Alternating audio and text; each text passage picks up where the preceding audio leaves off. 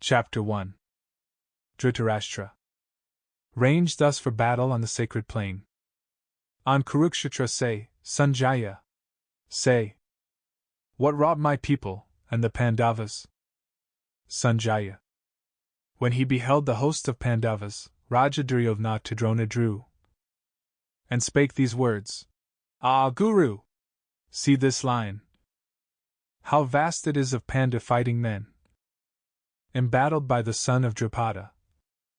Thy scholar in the war, therein stand ranked. Chiefs like Arjuna, like to Bhima chiefs. Benders of bows, Virata Yuyudhan. Drupada, eminent upon his car. Drishtakit, Chekithan, Kasi S. stout lord. Purajit, Kuntabhoj and Saivya. With Yudhamenyu, and Uddamaj. Subhadra S. child, and Draupadi S., all famed. All mounted on their shining chariots. On our side, too, thou best of Brahmins. See. Excellent chiefs, commanders of my line. Whose names I joy to count, thyself the first. Then Bhishma, Karna, Kripa fierce in fight. Vikarna, a Swathaman, next to these. Strong Samadati, with full many more. Valiant and tried, ready this day to die. For me their king, each with his weapon grasped. Each skillful in the field. Weakest meseems. Our battle shows where Bhishma holds command. And Bhima, fronting him, something too strong. Have care our captains nigh to Bhishma's ranks. Prepare what help they may. Now blow my shell. Then, at the signal of the aged king, with blare to wake the blood, rolling around, like to a lion's roar, the trumpeter blew the great conch, and, at the noise of it, trumpets and drums, cymbals and gongs and horns, burst into sudden clamor, as the blasts of loosened tempest, such the tumult seemed. Then might be seen, upon their car of gold, yoked with white steeds, blowing their battle shells, Krishna the god, Arjuna at his side. Krishna, with knotted locks, blew his great conch, carved of the giant's bone.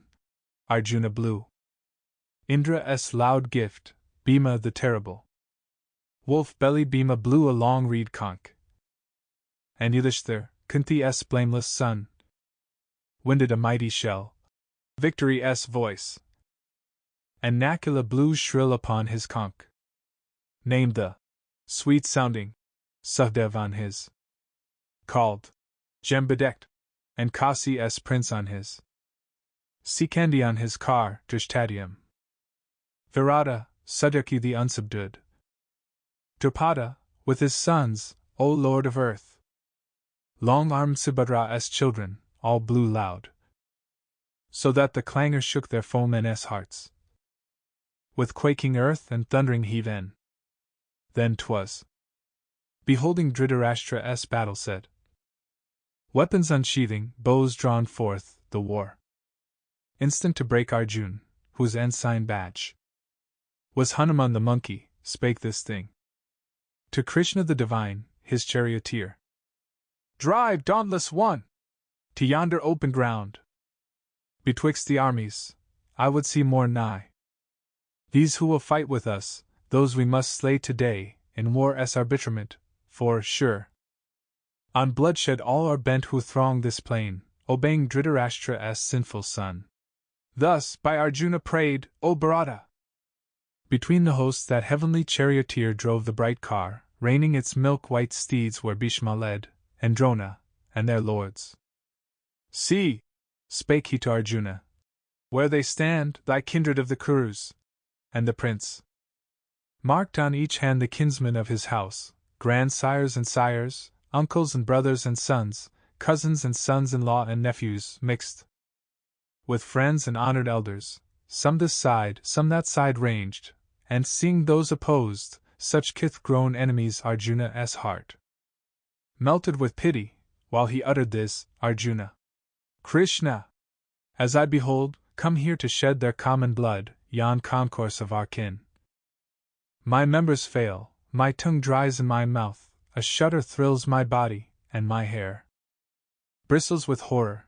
From my weak hand slips Gandiv, the goodly bough, a fever burns my skin to parching, hardly may I stand, the life within me seems to swim and faint. Nothing do I foresee save woe and wail. It is not good, O Keshav, not of good can spring from mutual slaughter.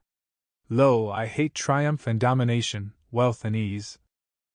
Thus sadly won. Aho! What victory can bring delight, Govinda?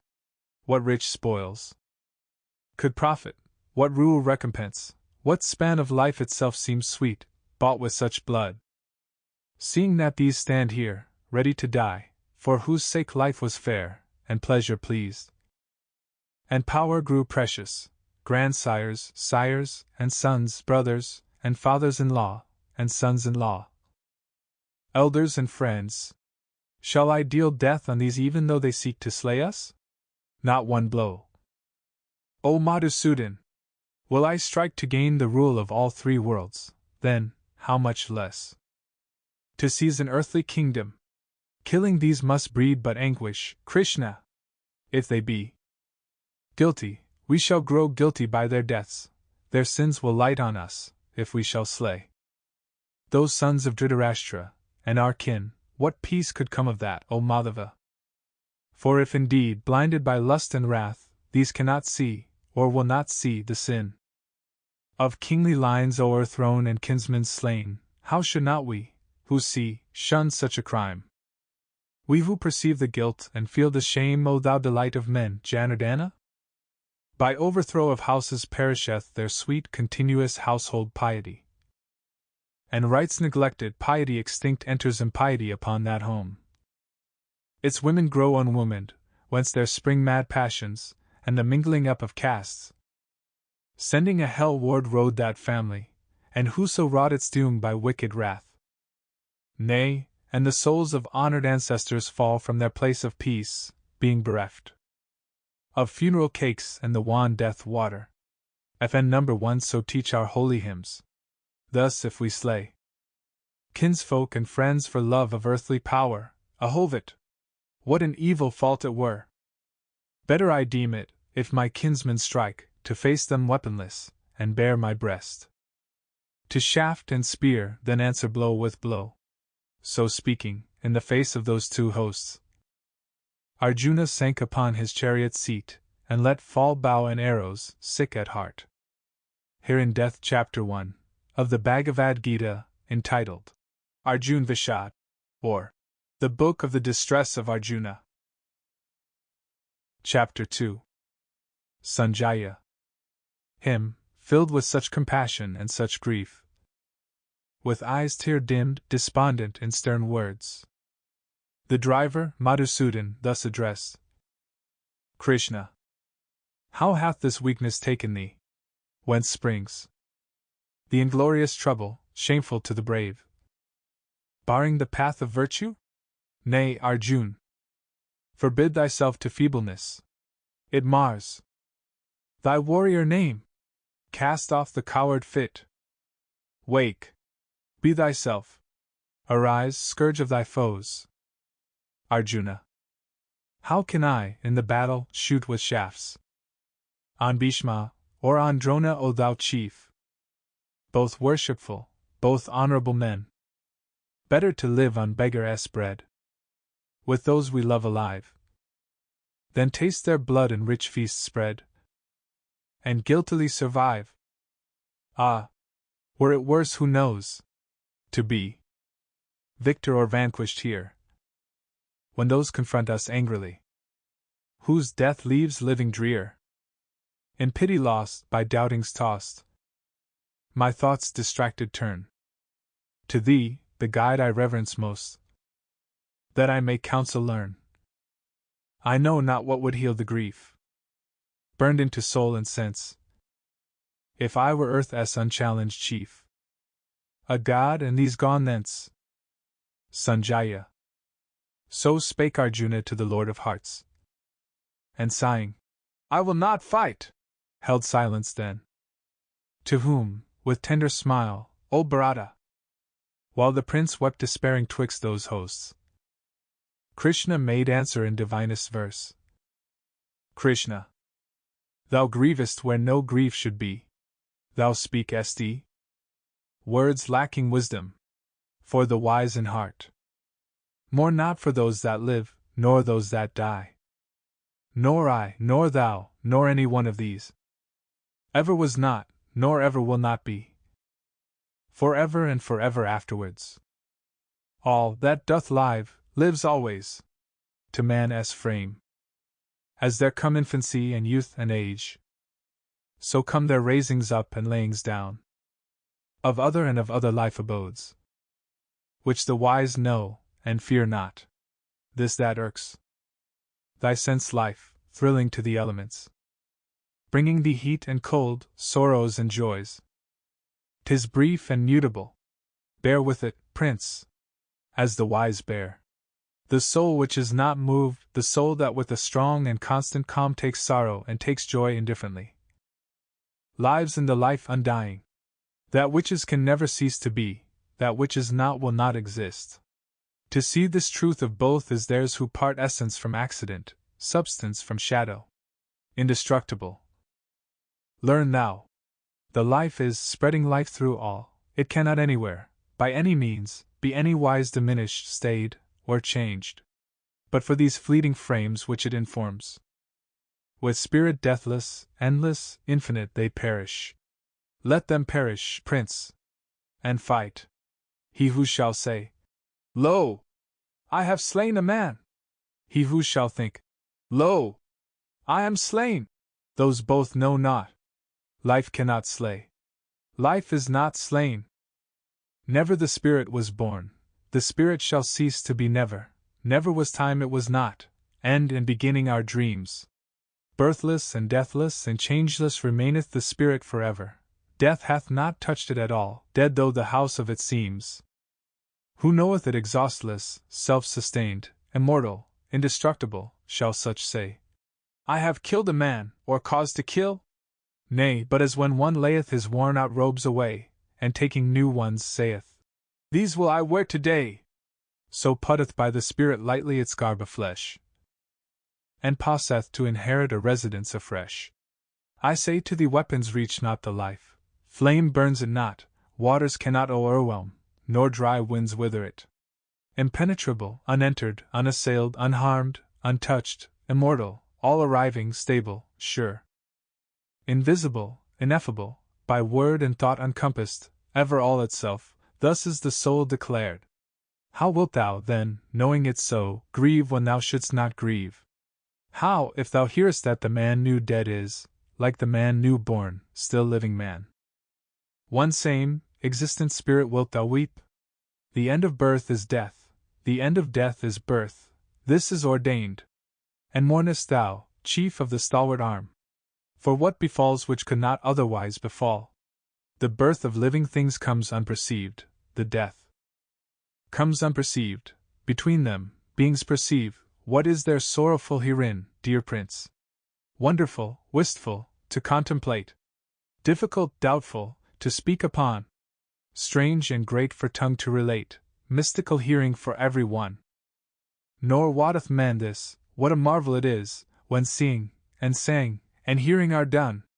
This life within all living things, my prince, hides beyond harm. Scorn thou to suffer, then, for that which cannot suffer. Do thy part. Be mindful of thy name, and tremble not. Not better can betide a martial soul than lawful war. Happy the warrior to whom comes joy of battle comes, as now, glorious and fair, unsought, opening for him a gateway unto heaven. But if thou shunnest this honorable field of Kshatriya, if, knowing thy duty and thy task, thou bidst duty and task go by, that shall be sin. And those to come shall speak the infamy from age to age, but infamy is worse for men of noble blood to bear than death. The chiefs upon their battle chariots will deem 'twas fear that drove thee from the fray. Of those who held thee mighty souled the scorn thou must abide, while all thine enemies will scatter bitter speech of thee, to mock the valor which thou hadst. What fate could fall more grievously than this? Either being killed thou wilt win Swarga's safety, or alive and victor thou wilt reign an earthly king. Therefore, arise, thou son of Kunti. Brace thine arm for conflict, nerve thy heart to meet as things alike to thee pleasure or pain, profit or ruin, victory or defeat. So minded, gird thee to the fight, for so thou shalt not sin. Thus far I speak to thee as from this Sankhya, unspiritually hear now the deeper teaching of the Yag, which holding, understanding, thou shalt burst thy karma band, the bondage of wrought deeds. Here shall no end be hindered, no hope marred, no loss be feared. Faith, yea, a little faith shall save thee from the anguish of thy dread. Here, glory of the Kurus, shines one rule, one steadfast rule, while shifting souls have laws. Many and hard, specious, but wrongful deem the speech of those ill-taught ones who extol the letter of their Vedas, saying, "This is all we have, or need," being weak at heart with wants, seekers of heaven, which comes, they say, as fruit of good deeds done, promising men much profit in new births for works of faith, in various rites abounding, following whereon large merit shall accrue towards wealth and power. Albeit, who wealth and power do most desire, least fixity of soul have such, least hold on heavenly meditation. Much these teach, from Veds concerning the three qualities. But thou be free of the three qualities, free of the pairs of opposites, FN number 2, and free from that sad righteousness which calculates, self-ruled, Arjuna. Simple, satisfied. FN number 3. Look. Like as when a tank pours water forth to suit all needs, so do these Brahmins draw text for all wants from tank of holy writ. But thou want not, ask not, find full reward of doing right in right. Let right deeds be thy motive, not the fruit which comes from them. And live in action. Labor. Make thine acts thy piety, casting all self aside, contemning gain and merit, equable in good or evil. Equability is yag, is piety. Yet the right act is less, far less, than the right thinking mind. Seek refuge in thy soul, have there thy heaven. Scorn them that follow virtue for her gifts. The mind of pure devotion even here casts equally aside good deeds and bad, passing above them. Unto pure devotion devote thyself, with perfect meditation. Comes perfect act, and the right-hearted rise more certainly because they seek no gain forth from the bands of body, step by step, to highest seats of bliss. When thy firm soul hath shaken off those tangled oracles which ignorantly guide, then shall it soar to high neglect of what is denied or said, this way or that way, in doctrine or writ. Troubled no longer by the priestly lore, safe shall it live, and sure, steadfastly bent on meditation. This is yag and peace. Arjuna.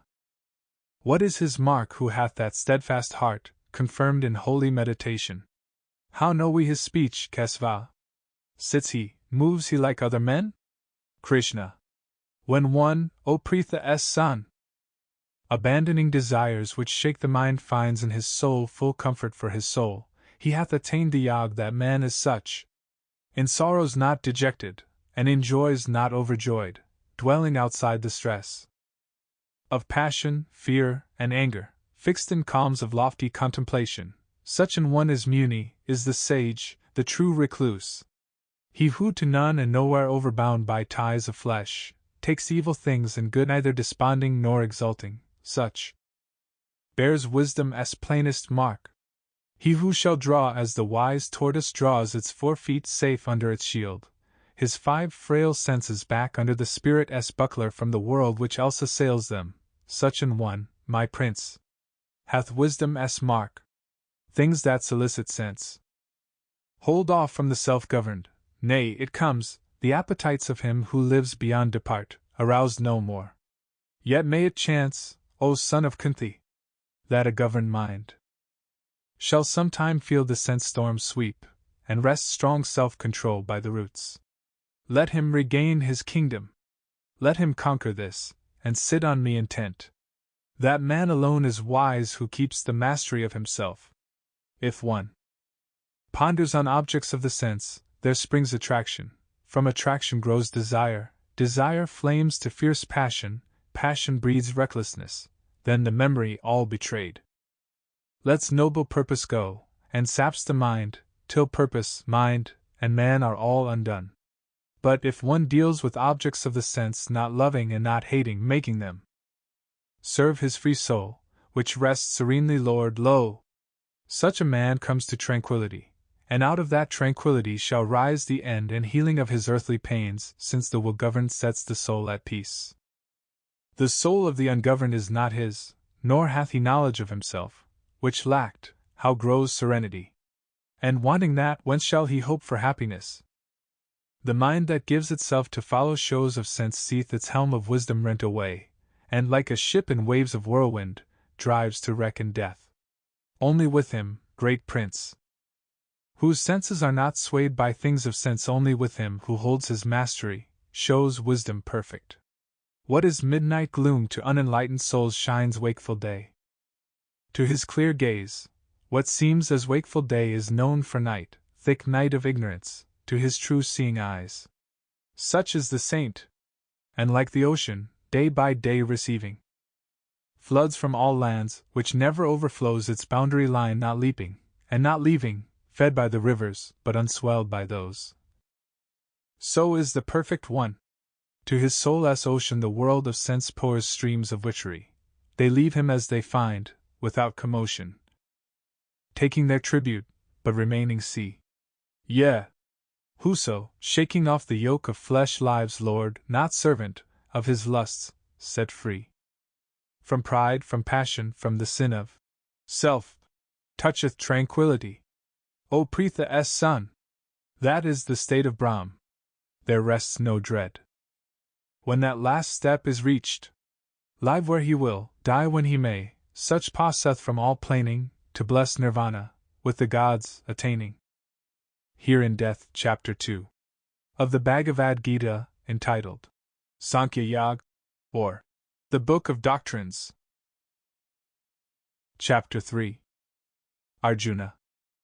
Thou whom all mortals praise, Janardana! If meditation be a nobler thing, then action, wherefore then, great Kesava, dost thou impel me to this dreadful fight? Now am I by thy doubtful speech disturbed. Tell me one thing, and tell me certainly. By what road shall I find the better end? Krishna. I told thee, blameless Lord, there be two paths shown to this world, two schools of wisdom. First, the Sankhya, which doth save in way of works, prescribe if and number 4 by reason. Next the Yoga, which bids attain by meditation, spiritually. Yet these are one. No man shall escape from act by shunning action, nay, and none shall come by mere renouncements unto perfectness. Nay, and no jot of time, at any time, rests any actionless. His nature's law compels him, even unwilling, into act. For thought is act in fancy. He who sits suppressing all the instruments of flesh, yet in his idle heart thinking on them, plays the inept and guilty hypocrite. But he who, with strong body serving mind, gives up his mortal powers to worthy work, not seeking gain, Arjuna, such an one is honorable. Do thine allotted task. Work is more excellent than idleness. The body's life proceeds not, lacking work.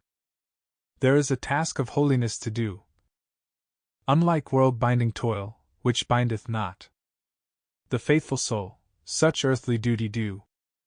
Free from desire, and thou shalt well perform thy heavenly purpose.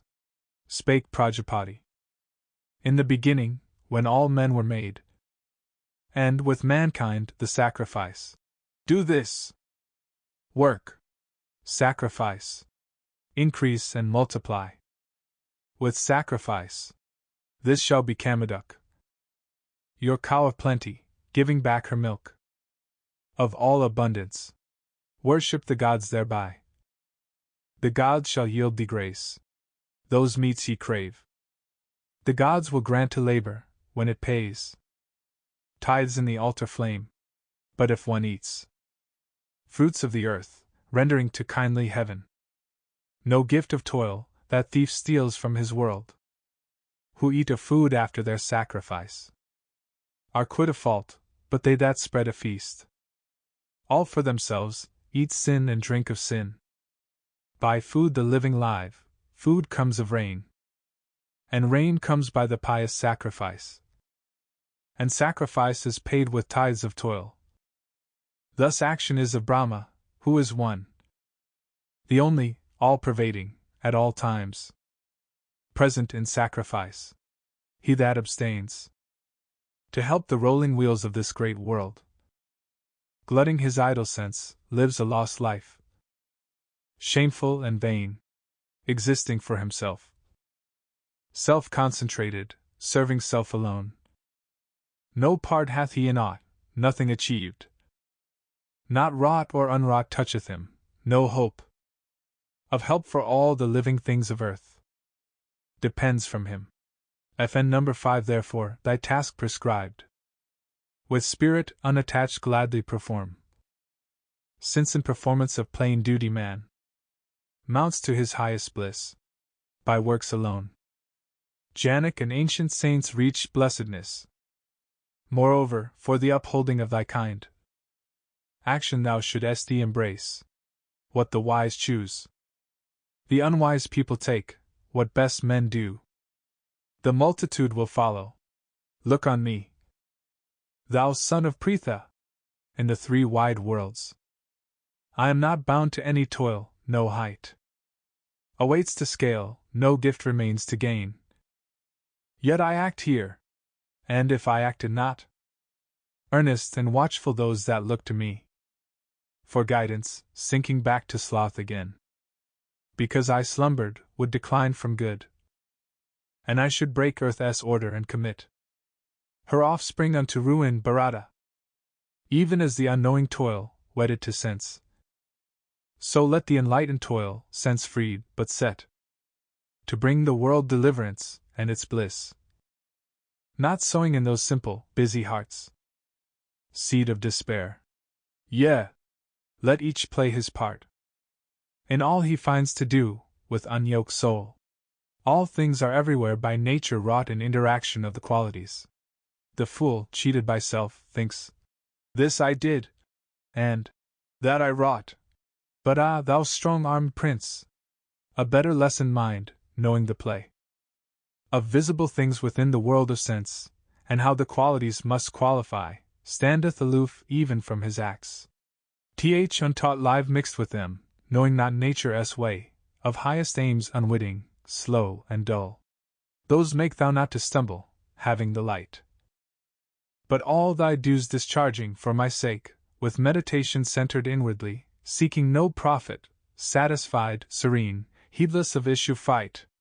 They who shall keep my ordinance thus, the wise and willing hearts, have quittance from all issue of their acts. But those who disregard my ordinance, thinking they know not, and fall to loss, confused and foolish. Sooth, the instructed one doth of his kind, following what fits him most, and lower creatures of their kind, in vain contending gainst the law.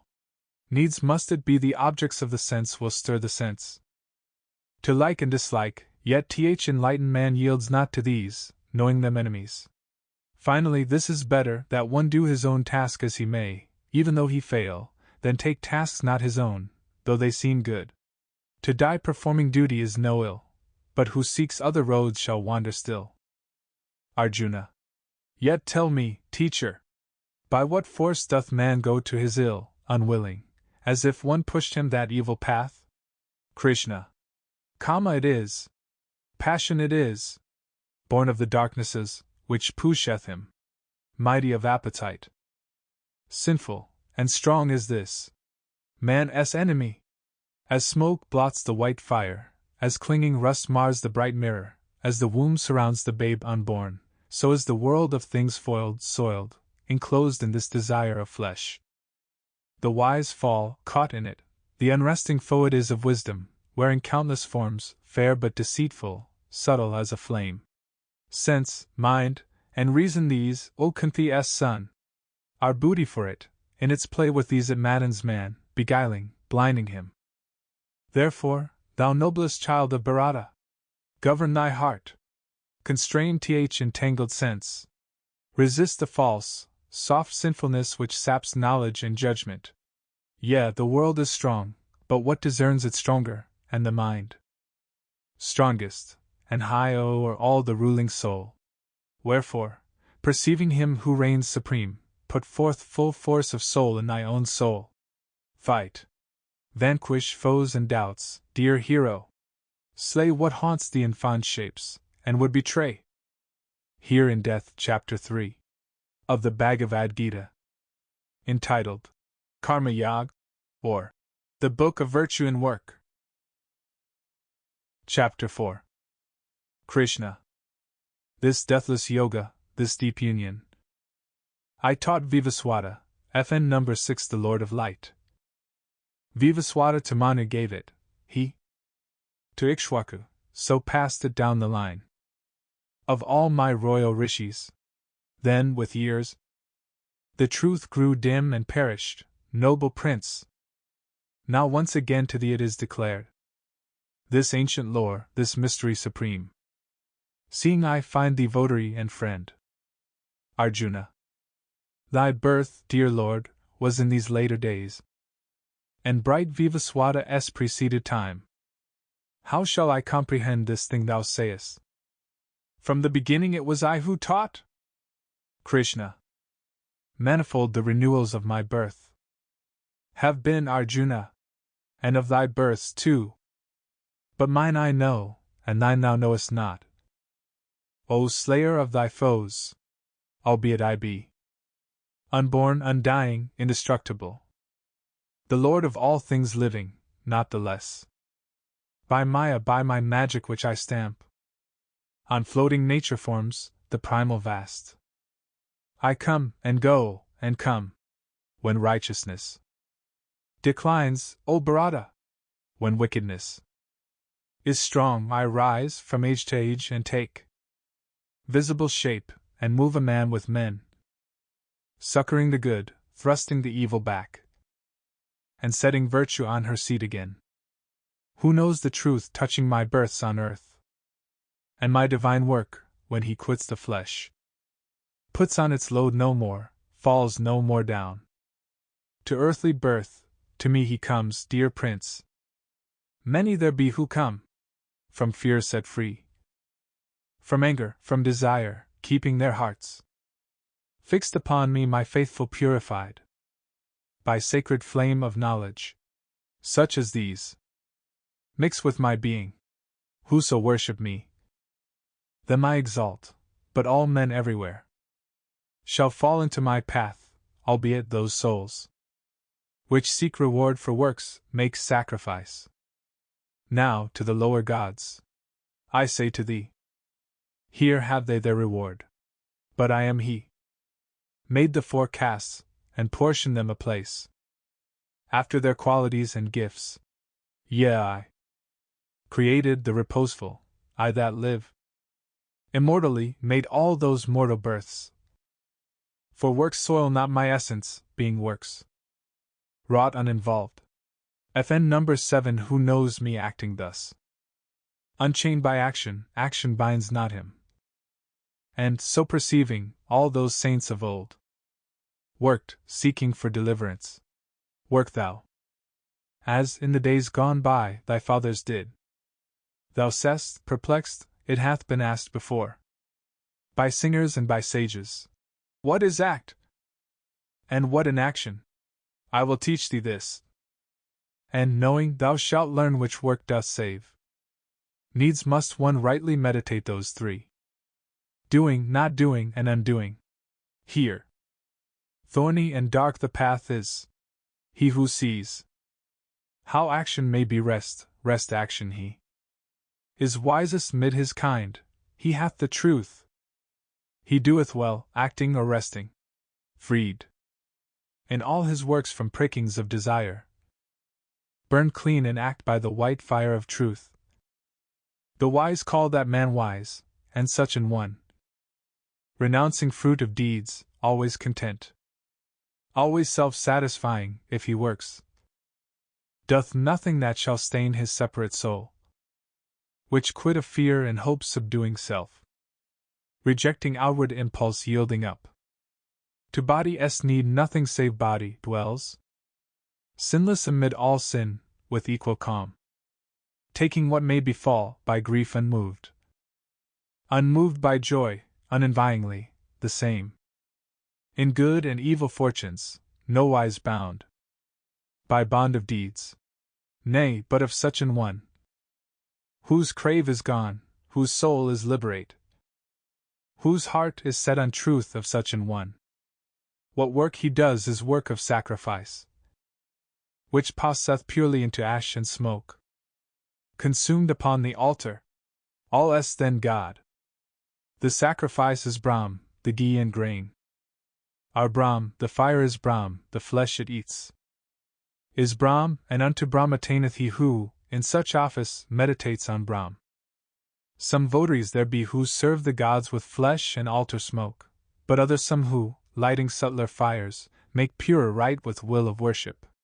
Of the which be they who, in white flame of continence, consume joys of the sense, delights of eye and ear, foregoing tender speech and sound of song, and they who, kindling fires with torch of truth, burn on a hidden altar stone the bliss of youth and love, renouncing happiness, and they who lay for offering there their wealth, their penance, meditation, piety, their steadfast reading of the scrolls, their lore painfully gained with long austerities, and they who, making silent sacrifice, draw in their breath to feed the flame of thought, and breathe it forth to waft the heart on high, governing the ventage of each entering air, lest one sigh pass which helpeth not the soul, and they who, day by day denying needs, lay life itself upon the altar flame, burning the body wan.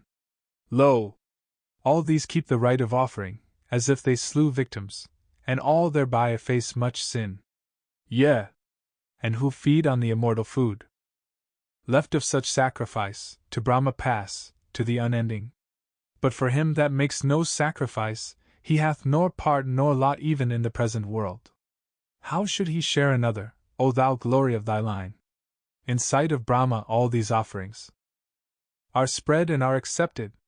Comprehend that all proceed by act, for knowing this, thou shalt be quit of doubt. The sacrifice which knowledge pays is better than great gifts offered by wealth, since gifts worth, O my prince, lies in the mind which gives, the will that serves, and these are gained by reverence, by strong search, by humble heed of those who see the truth and teach it. Knowing truth, thy heart no more will ache with error, for the truth shall show all things subdued to thee, as thou to me. Moreover, son of Pandu, wert thou worst of all wrongdoers, this fair ship of truth should bear thee safe and dry across the sea of thy transgressions. As the kindled flame feeds on the fuel till it sinks to ash, so unto ash, Arjuna. Unto naught the flame of knowledge wastes works dross away. There is no purifier like thereto in all this world, and he who seeketh it shall find it being grown perfect in himself. Believing, he receives it when the soul masters itself, and cleaves to truth, and comes possessing knowledge to the higher peace, the uttermost repose. But those untaught, and those without full faith, and those who fear are shent, no peace is here or otherwhere, no hope, nor happiness for whoso doubts.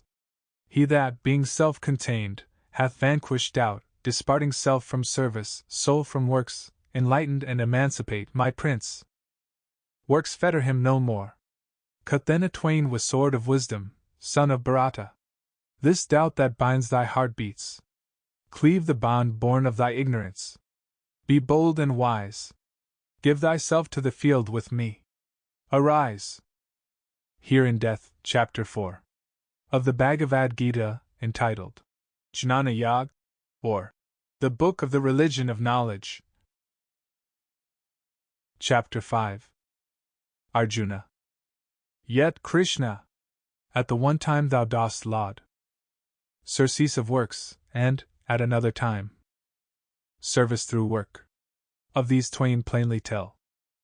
Which is the better way? Krishna.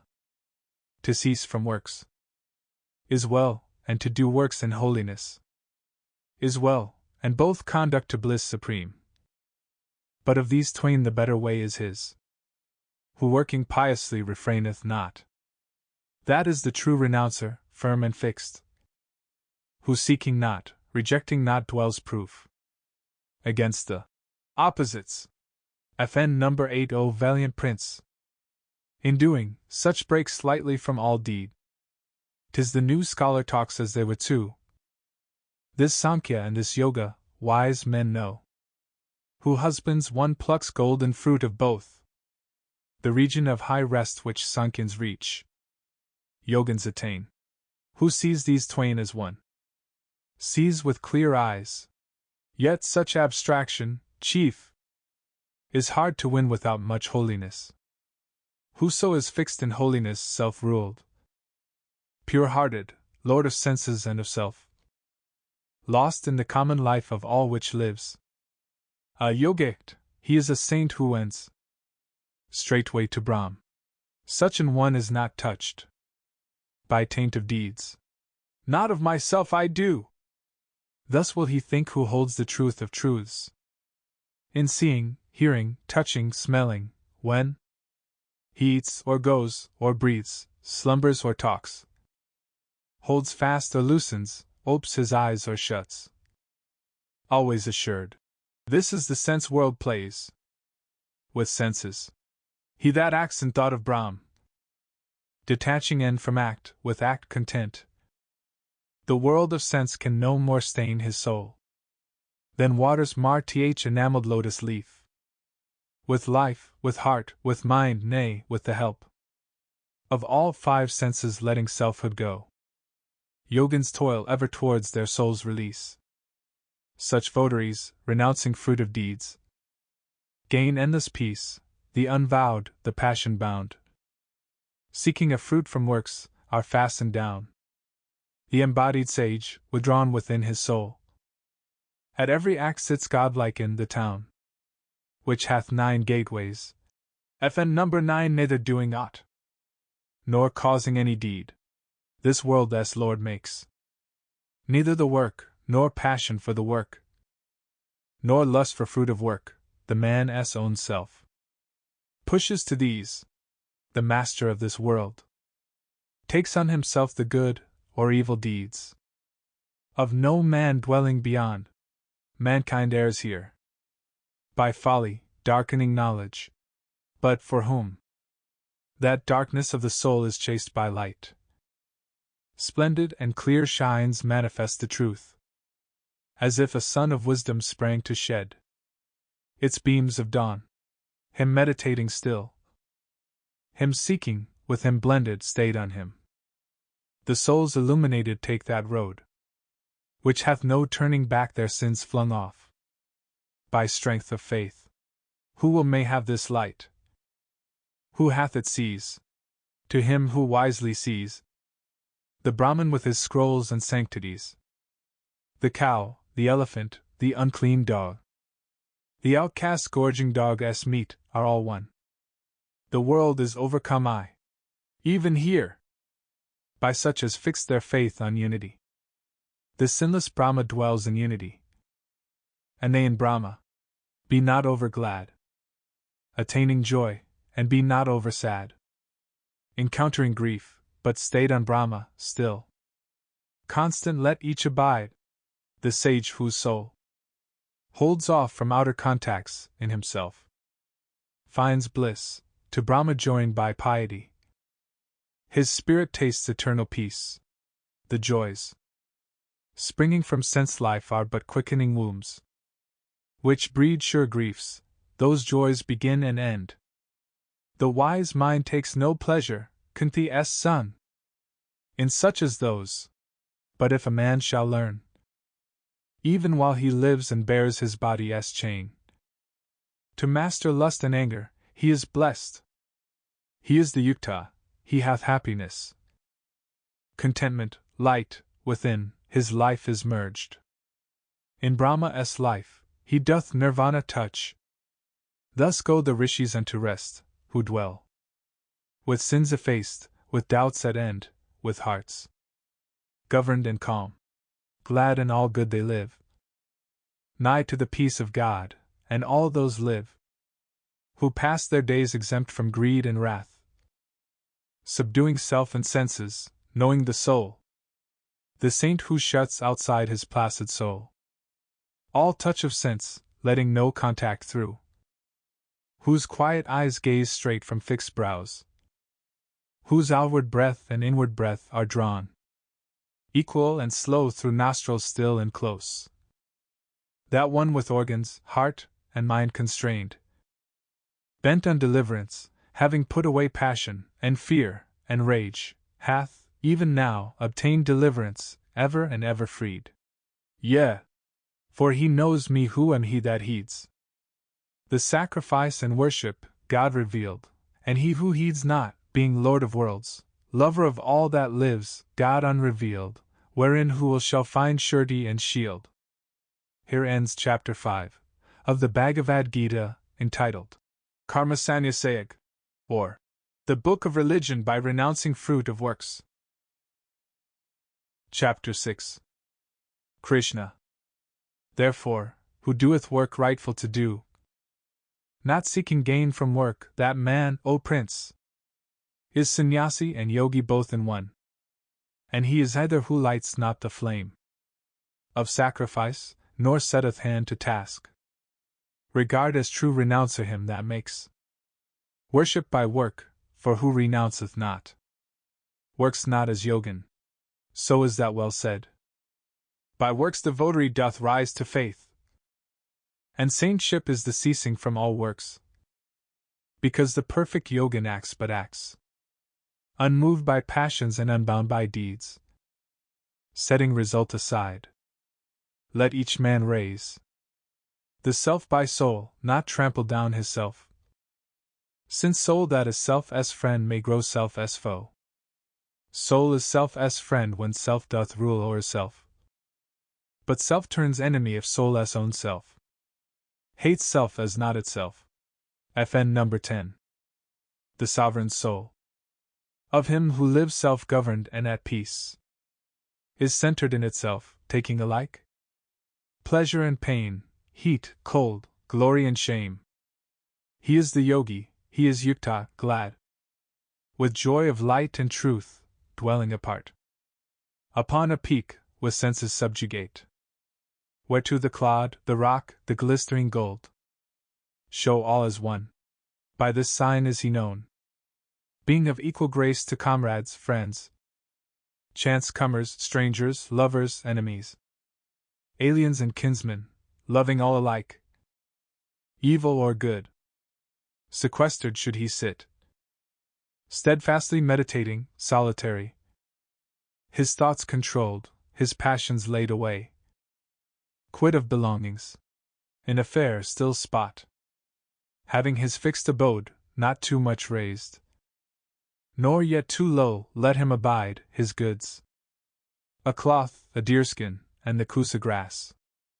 There, setting hard his mind upon the one, restraining heart and senses, silent, calm, let him accomplish yoga, and achieve pureness of soul, holding immovable body and neck and head, his gaze absorbed upon his nose and, FN number 11 wrapped from all around, tranquil in spirit, free of fear, intent upon his brahmacharya vow devout, musing on me, lost in the thought of me. That yojin, so devoted, so controlled, comes to the peace beyond my peace, the peace of high nirvana. But for earthly needs, religion is not his who too much fasts, or too much feasts, nor his who sleeps away an idle mind, nor his who wears to waste his strength in vigils. Nay, Arjuna, call that the true piety which most removes earth aches and ills, where one is moderate in eating and in resting and in sport, measured in wish and act, sleeping betimes, waking betimes for duty.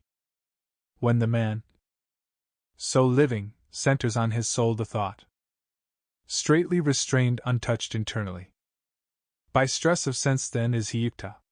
See, steadfast a lamp burns sheltered from the wind, Such is the likeness of the yogi's mind, shut from sense storms and burning bright to heaven. When mind broods placid, soothed with holy wont. When self contemplates self, and in itself hath comfort, when it knows the nameless joy, beyond all scope of sense, revealed to soul. Only to soul, and, knowing, wavers not. True to the farther truth, when, holding this, it deems no other treasure comparable, but harbored there, cannot be stirred or shook by any gravest grief. Call that state peace. That happy severance yoga, call that man. The perfect yogin. Steadfastly the will must toil thereto, till efforts end in ease, and thought has passed from thinking, shaking off all longings bred by dreams of fame and gain, shutting the doorways of the senses close with watchful ward. So, step by step, it comes to gift of peace assured and heart assuaged, when the mind dwells self-wrapped, and the soul broods cumberless. But as often as the heart breaks wild and wavering from control, so oft let him recurb it, let him rein it back to the soul's governance, for perfect bliss grows only in the bosom tranquilized, the spirit passionless, purged from offense, vowed to the infinite. He who thus vows his soul to the Supreme Soul, quitting sin, passes unhindered to the endless bliss of unity with Brahma.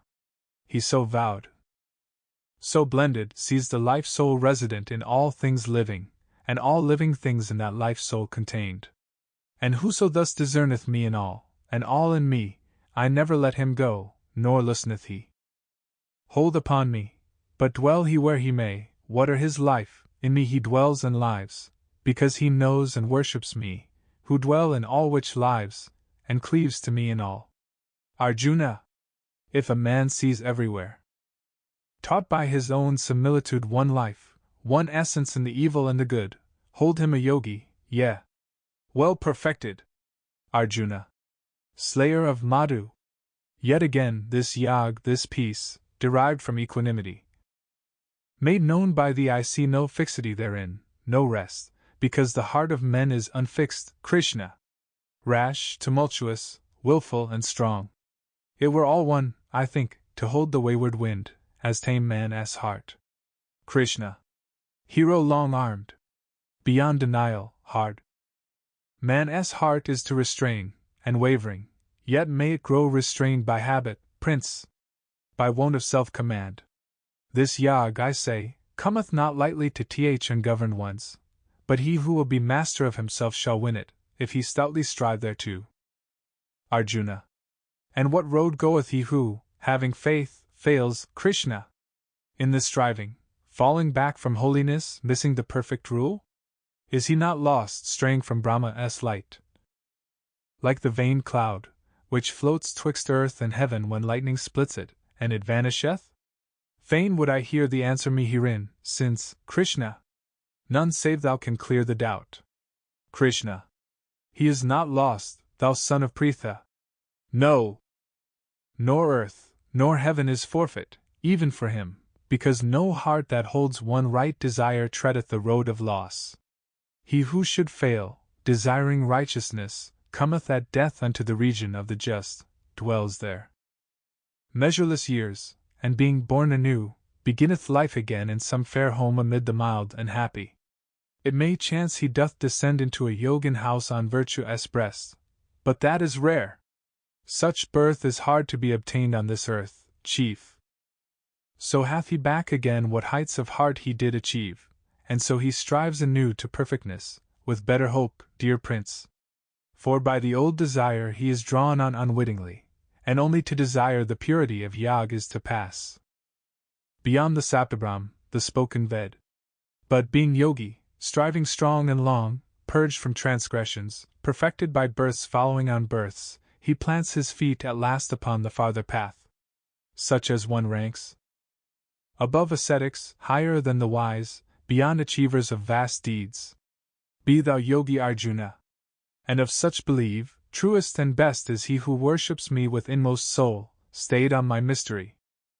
Here in Death, Chapter 6 of the Bhagavad Gita, entitled Atmasanyamag, or The Book of Religion by Self-Restraint. Chapter 7. Krishna.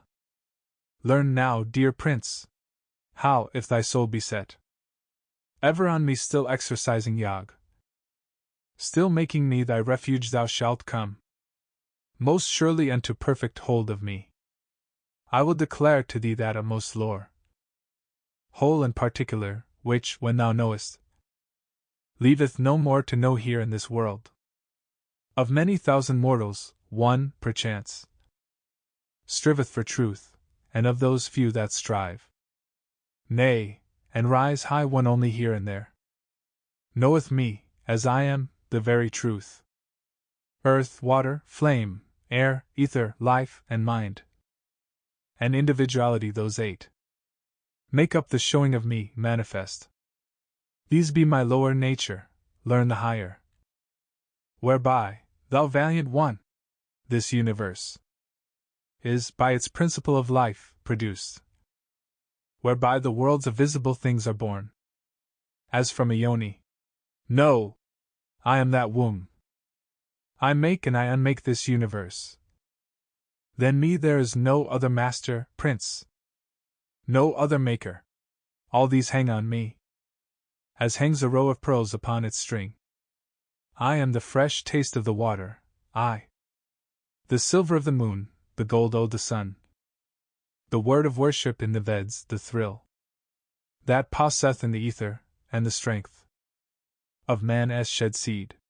I am the good sweet smell of the moistened earth, I am the fire's red light, the vital air moving in all which moves, the holiness of hallowed souls, the root undying, whence hath sprung whatever is, the wisdom of the wise, the intellect of the informed, the greatness of the great, the splendor of the splendid. Kunti's son. These am I, free from passion and desire. Yet am I right desire in all who yearn. Chief of the Bharatas, for all those moods, soothfast, or passionate, or ignorant, which nature frames, deduce from me, but all are merged in me, not I in them. The world, deceived by those three qualities of being, wotteth not me who am outside them all, above them all, eternal. Hard it is to pierce that veil divine of various shows, which hideth me, yet they who worship me pierce it and pass beyond. I am not known to evildoers, nor to foolish ones, nor to the base and churlish, nor to those whose mind is cheated by the show of things, nor those that take the way of asuras. FN number 12. Four sorts of mortals know me: he who weeps, Arjuna, and the man who yearns to know, and he who toils to help, and he who sits certain of me, enlightened. Of these four, O Prince of India, highest, nearest, best, that last is the devout soul, wise, intent upon the one. Dear above all am I to him, and he is dearest unto me. All four are good, and seek me, but mine own, the true of heart, the faithful stayed on me, taking me as their utmost blessedness. They are not mine, but I, even I myself. At end of many births to me they come. Yet hard the wise Mahatma is to find, that man who saith, all is Vasudev. FN number 13.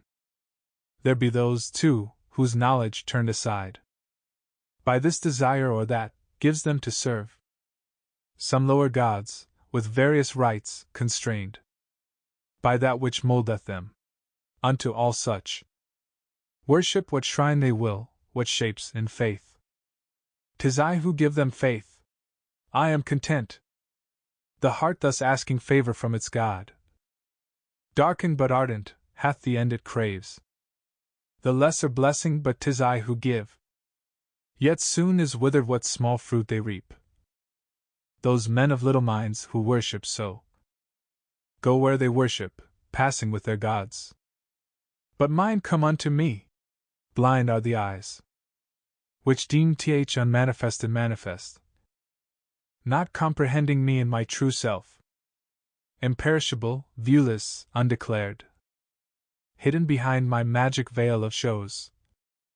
I am not seen by all, I am not known, unborn and changeless to the idle world. But I, Arjuna, know all things which were, and all which are, and all which are to be, albeit not one among them knoweth me. By passion for the pairs of opposites, by those twain snares of like and dislike, Prince, all creatures live bewildered save some few who, quit of sins, holy in act, informed, freed from the opposites, and fixed in faith, cleave unto me. Who cleave, who seek in me refuge from birth, FN number 14, and death, those have the truth. Those know me Brahma, know me soul of souls. The Adhyatman, know karma, my work. Know I am Adhibhuta, Lord of life, and Adhidaiva, Lord of all the gods, and Adhyayajna, Lord of sacrifice. Worship me well, with hearts of love and faith, and find and hold me in the hour of death. Here in Death, Chapter 7 of the Bhagavad Gita, entitled Vijnanayag, or The Book of Religion by Discernment. Chapter 8. Arjuna. Who is that Brahma? What that soul of souls? The Adhyatman? What, thou best of all? Thy work the karma? Tell me what it is. Thou namest Adhibhuta? What again? Means Adhidaiva? Yea, and how it comes. Thou canst be Adhyajna in thy flesh? Slayer of Madhu. Further, make me know how good men find thee in the hour of death. Krishna. I Brahma am, the one eternal God, and Adhyatman is my being's name. The soul of souls, what goeth forth from me, causing all life to live, is karma called, and manifested in divided forms. I am the Adhibhuta, Lord of lives, and Adhidaiva, Lord of all the gods, because I am Purusha, who begets, and Adhyayajna, Lord of sacrifice. I speaking with thee in this body here. Am, thou embodied one, for all the shrines. Flame unto me, and at the hour of death, he that hath meditated me alone, in putting off his flesh, comes forth to me, enters into my being, doubt thou not. But if he meditated otherwise, at hour of death, in putting off the flesh, he goes to what he looked for, Kunti's son, because the soul is fashioned to its like. Have me, then, in thy heart always, and fight. Thou too, when heart and mind are fixed on me, shalt surely come to me. All come who cleave, with never wavering will of firmest faith, owning none other gods, all come to me. The uttermost, Purusha, holiest, whoso hath known me, Lord of sage and singer, ancient of days, of all the three worlds stay, boundless, but unto every atom bringer of that which quickens it, whoso, I say, hath known my form, which passeth mortal knowing, seen my effulgence which no eye hath seen, then the sun's burning gold more brightly glowing, dispersing darkness, unto him hath been right life, and in the hour when life is ending, with mind set fast and trustful piety, drawing still breath beneath calm brows unbending, in happy peace that faithful one doth die, in glad peace passeth to Purusha's heaven, the place which they who read the Vedas name Aksharam, ultimate, whereto have striven saints and ascetics. Their road is the same. That way, the highest way, goes he who shuts the gates of all his senses, locks desire safe in his heart, centers the vital airs upon his parting thought steadfastly set, and murmuring Om, the sacred syllable, emblem of Brahm, dies, meditating me.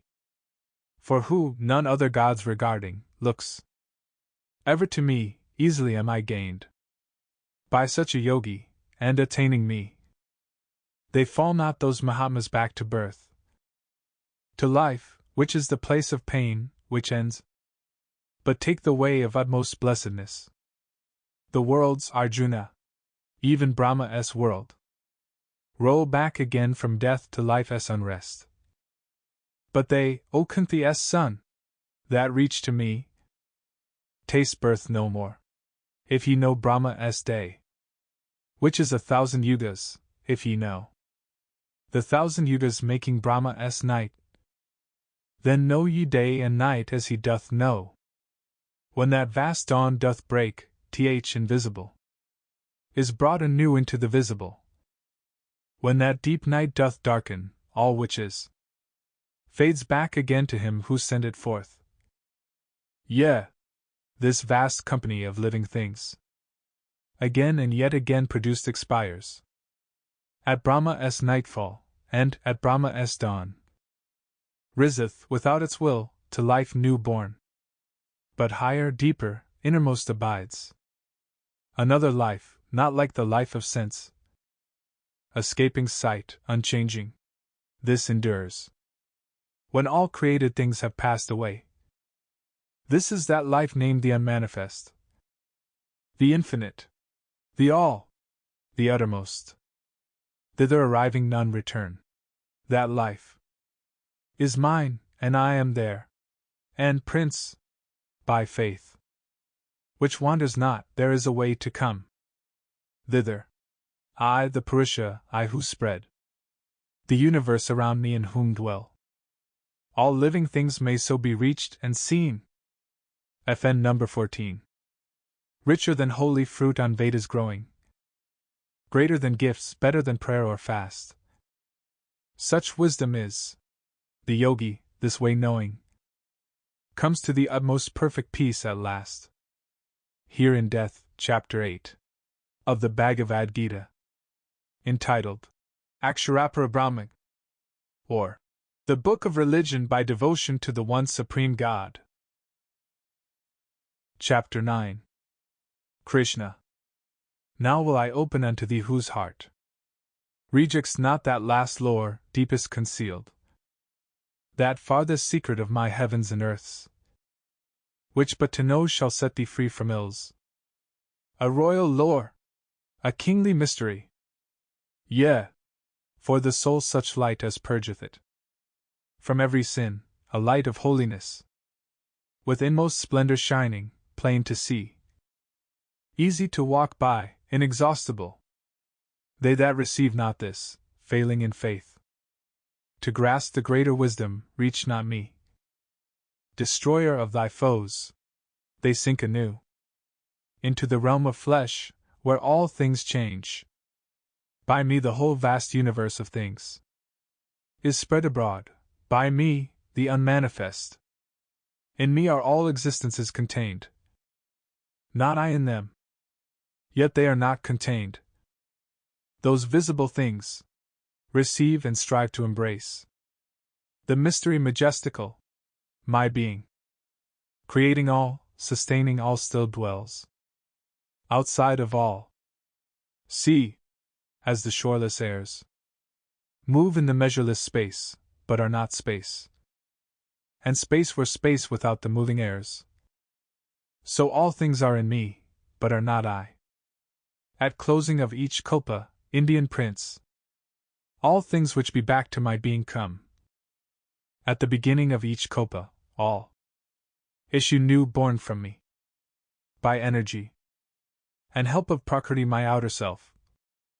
Again, and yet again, I make go forth the realms of visible things without their will, all of them by the power of Prakriti.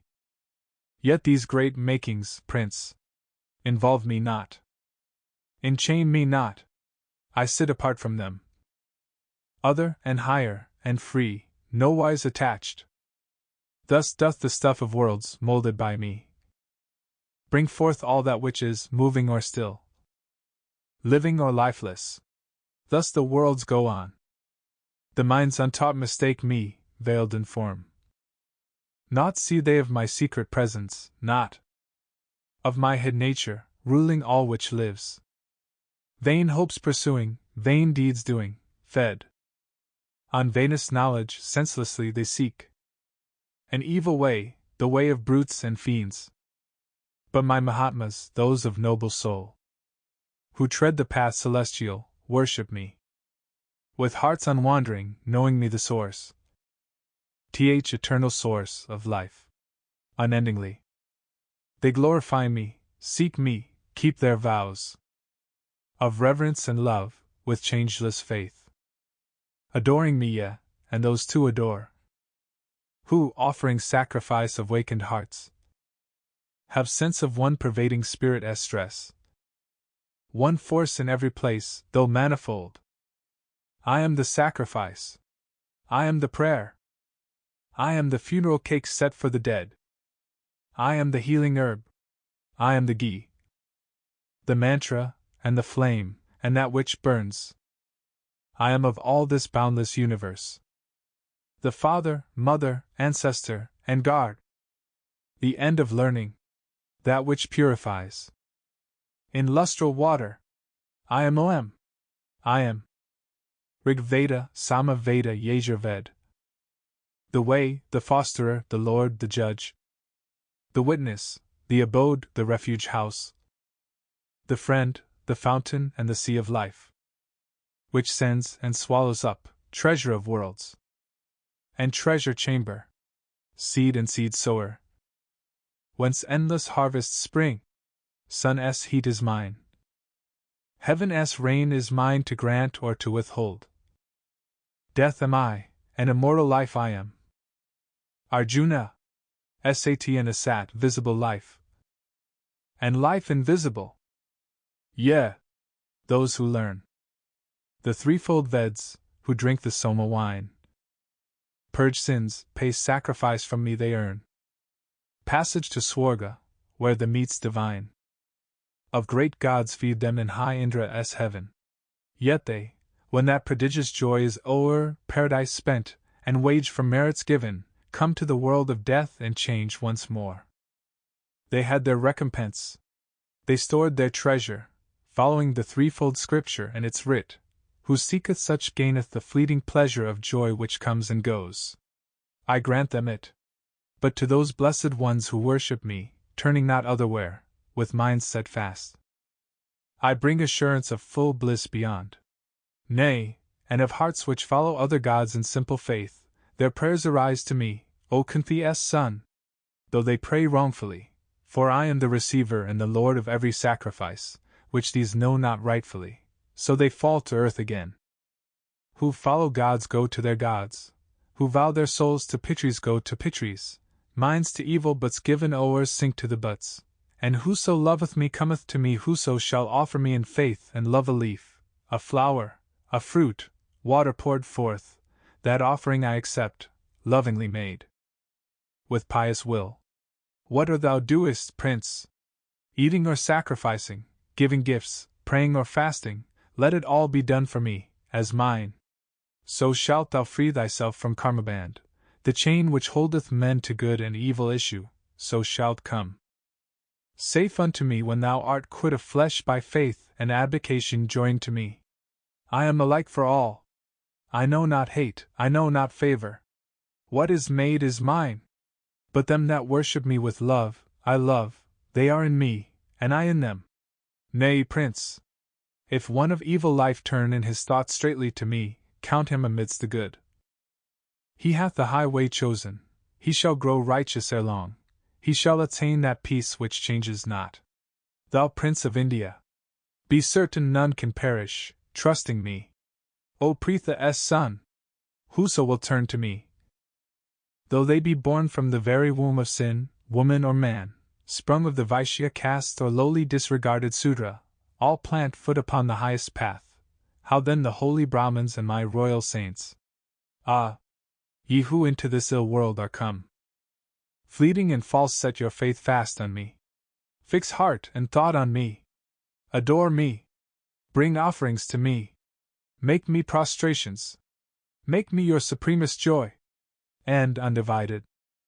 Unto my rest your spirits shall be guided. Here ends Chapter 9 of the Bhagavad Gita, entitled Rajavidyarajahyag, or The Book of Religion by the Kingly Knowledge and the Kingly Mystery. Chapter 10. Krishna. Hear farther yet, thou long-armed Lord, these latest words I say, uttered to bring thee bliss and peace, who lovest me alway.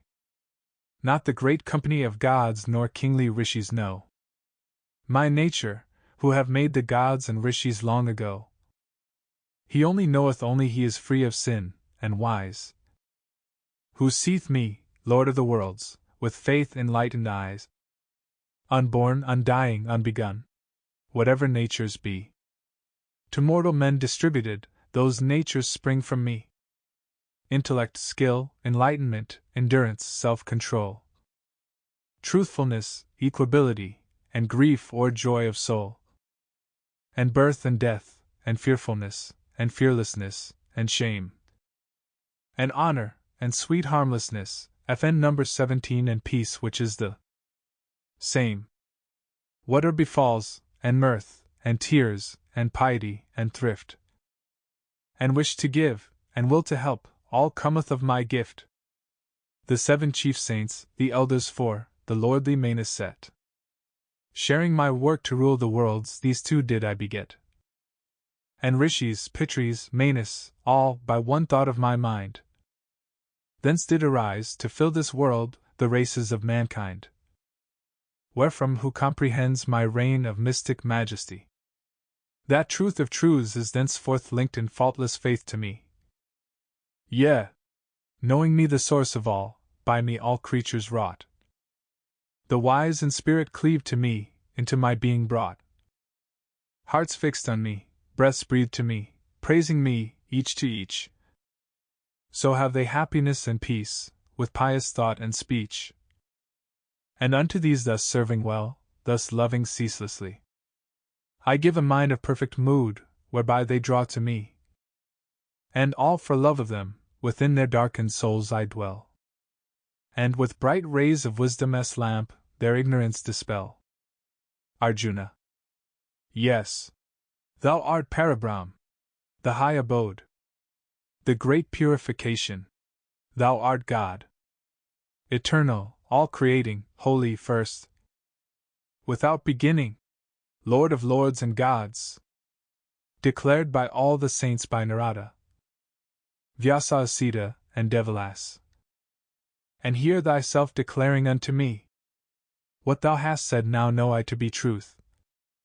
O Kesava, that neither gods nor men, nor demons comprehend thy mystery, made manifest, divinest, thou thyself alone dost know, Maker supreme, Master of all the living, Lord of gods, King of the universe.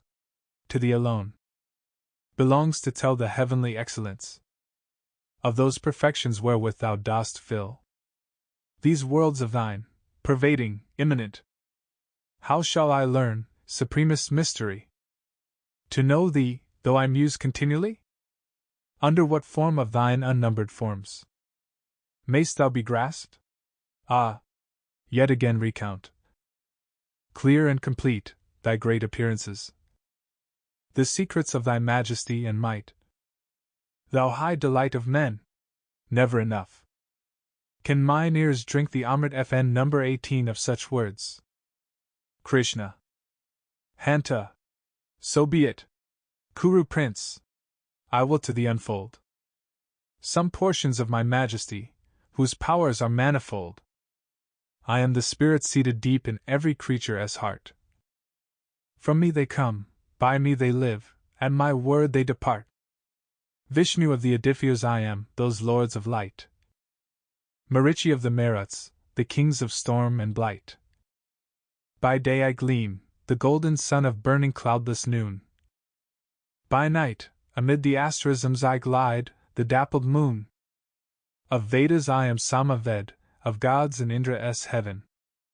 Vasva, of the faculties to living beings given. the mind which apprehends and thinks, of Rudra's Sankara, of Ikshas and of Rakshasas, Vitesh, and Pavaka, of Vasus, and of mountain peaks Meru, Vrihaspati. Know me mid planetary powers, mid warriors heavenly. Skanda, of all the water floods the sea which drinketh each, and Brigu of the holy saints, and Om of sacred speech. Of prayers the prayer you whisper, FN number 19 of hills Amala as snow, and Aswatha, the fig tree, of all the trees that grow. Of the Devarshis, Narada, and Chitrarath of them, that sing in heaven, and Kapila of Munis, and the gem. Of flying steeds, Uchalize Ravas, from Amrit wave which bursts. Of elephants Airavata, of males the best and first. Of weapons heave NS hot thunderbolt, of cows white Kamidhook, from whose great milky udder teats all heart's desires are strook. Vasuki of the serpent tribes, round Mandara entwined, and thousand-fanged Ananta, on whose broad coils reclined, leans Vishnu, and of water things Varuna, Ariam. Of Pitris, and of those that judge, Yama the judge I am. Of Daitya's dread Prahlada, of what meets days and years. Time as self I am, of woodland beasts buffaloes, deers, and bears the lordly painted tiger, of birds the vast Garud, the whirlwind mid the winds, mid chiefs Rama with blood imbrued, Makar mid fishes of the sea, and Ganges mid the streams. Yea, first, and last, and center of all which is or seems I am, Arjuna. Wisdom supreme of what is wise, words on the uttering lips I am, and eyesight of the eyes, and of written characters, Dwandwa FN number 20 of knitted speech. An endless life, and boundless love, whose power sustaineth each, and bitter death which seizes all, and joyous sudden birth, which brings to light all beings that are to be on earth, and of the viewless virtues, fame, fortune, song am I, and memory, and patience, and craft, and constancy.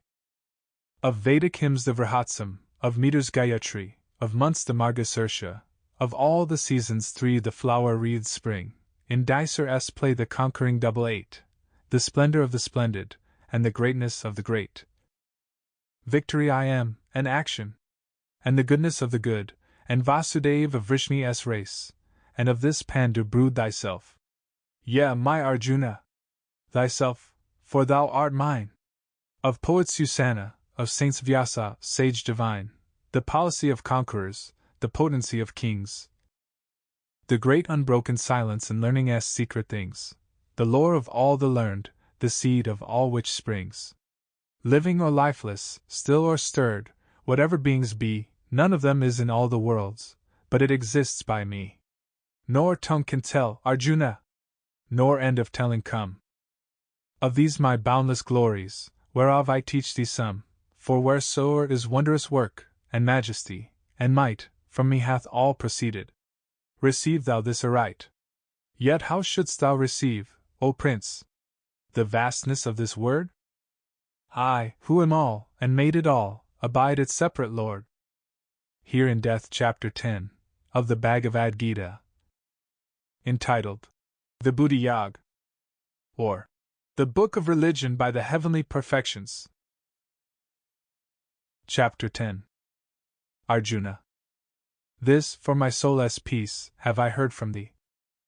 The unfolding of the mystery supreme, named Adhyatman, comprehending which my darkness is dispelled, for now I know. O lotus-eyed, FN number 21, whence is the birth of men, and whence their death, and what the majesties of thine immortal rule? Fain would I see, as thou thyself declarest it, sovereign Lord, the likeness of that glory of thy form, wholly revealed. O thou divinest one!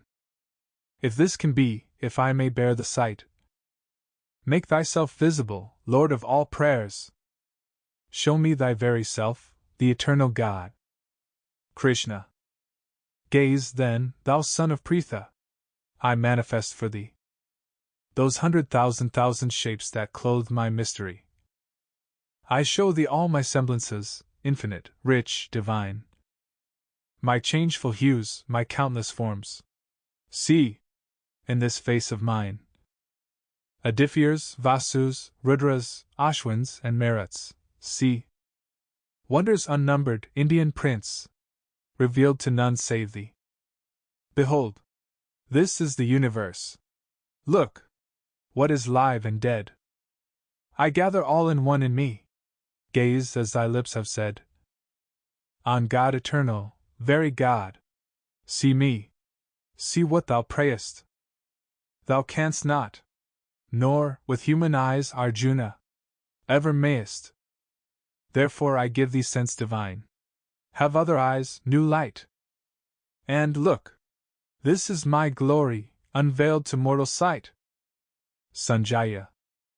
Then, O king, the god, so saying, stood, to Pritha's son displaying all the splendor, wonder, dread of his vast almighty head.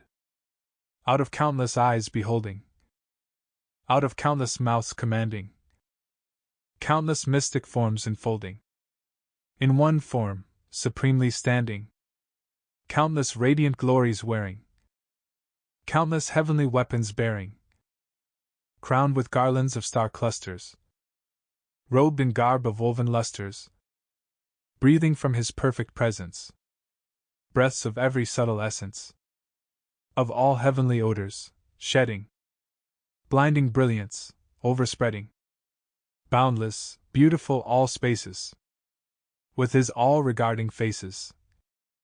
So he showed, if there should rise suddenly within the skies sunburst of 1,000 suns, flooding earth with beams undeemed of, then might be that Holy One's majesty and radiance dreamed of. So did Panda's son behold all this universe unfold all its huge diversity into one vast shape, and be visible, and viewed, and blended in one body subtle, splendid, nameless all-comprehending God of gods, the never-ending deity. But sore amazed, thrilled, o'er-filled, dazzled, and dazed, Arjuna knelt, and bowed his head, and clasped his palms, and cried, and said, Arjuna, yea, I have seen, I see, Lord, all is wrapped in thee. The gods are in thy glorious frame, the creatures of earth, and heaven, and hell in thy divine form dwell, and in thy countenance shine all the features of Brahma, sitting lone upon his lotus throne, of saints and sages, and the serpent races Ananta of Vasuki, yea, mightiest Lord, I see thy thousand arms, and breasts, and faces, and eyes, on every side perfect, diversified, and nowhere end of thee, nowhere beginning, nowhere a center. Shifts. Wherever soulless gaze lifts thy central self, all wielding, and all winning. Infinite King! I see the anonym on thee, the club, the shell, the discus, see thee burning in beams insufferable, lighting earth, heaven, and hell with brilliance blazing, glowing, flashing, turning darkness to dazzling day. Look I whichever way, ah Lord! I worship thee, the undivided, the uttermost of thought, the treasure palace wrought to hold the wealth of the worlds, the shield provided to shelter virtue's laws, the fount whence life's stream draws. All waters of all rivers of all being, the one unborn, unending, unchanging and unblending. With might and majesty, past thought, past seeing, silver of moon and gold of sun our glories rolled from thy great eyes, thy visage, beaming tender. Throughout the stars and skies, doth to warm life surprise thy universe. The worlds are filled with wonder of thy perfections. Space star sprinkled, and void place from pole to pole of the blue, from bound to bound, hath thee in every spot, thee, where thou art not. O holy, marvelous form! Is nowhere found. O mystic, awful one!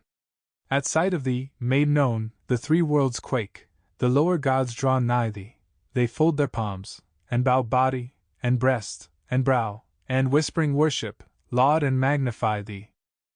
Rishis and Siddhas cry, Hail! Highest Majesty!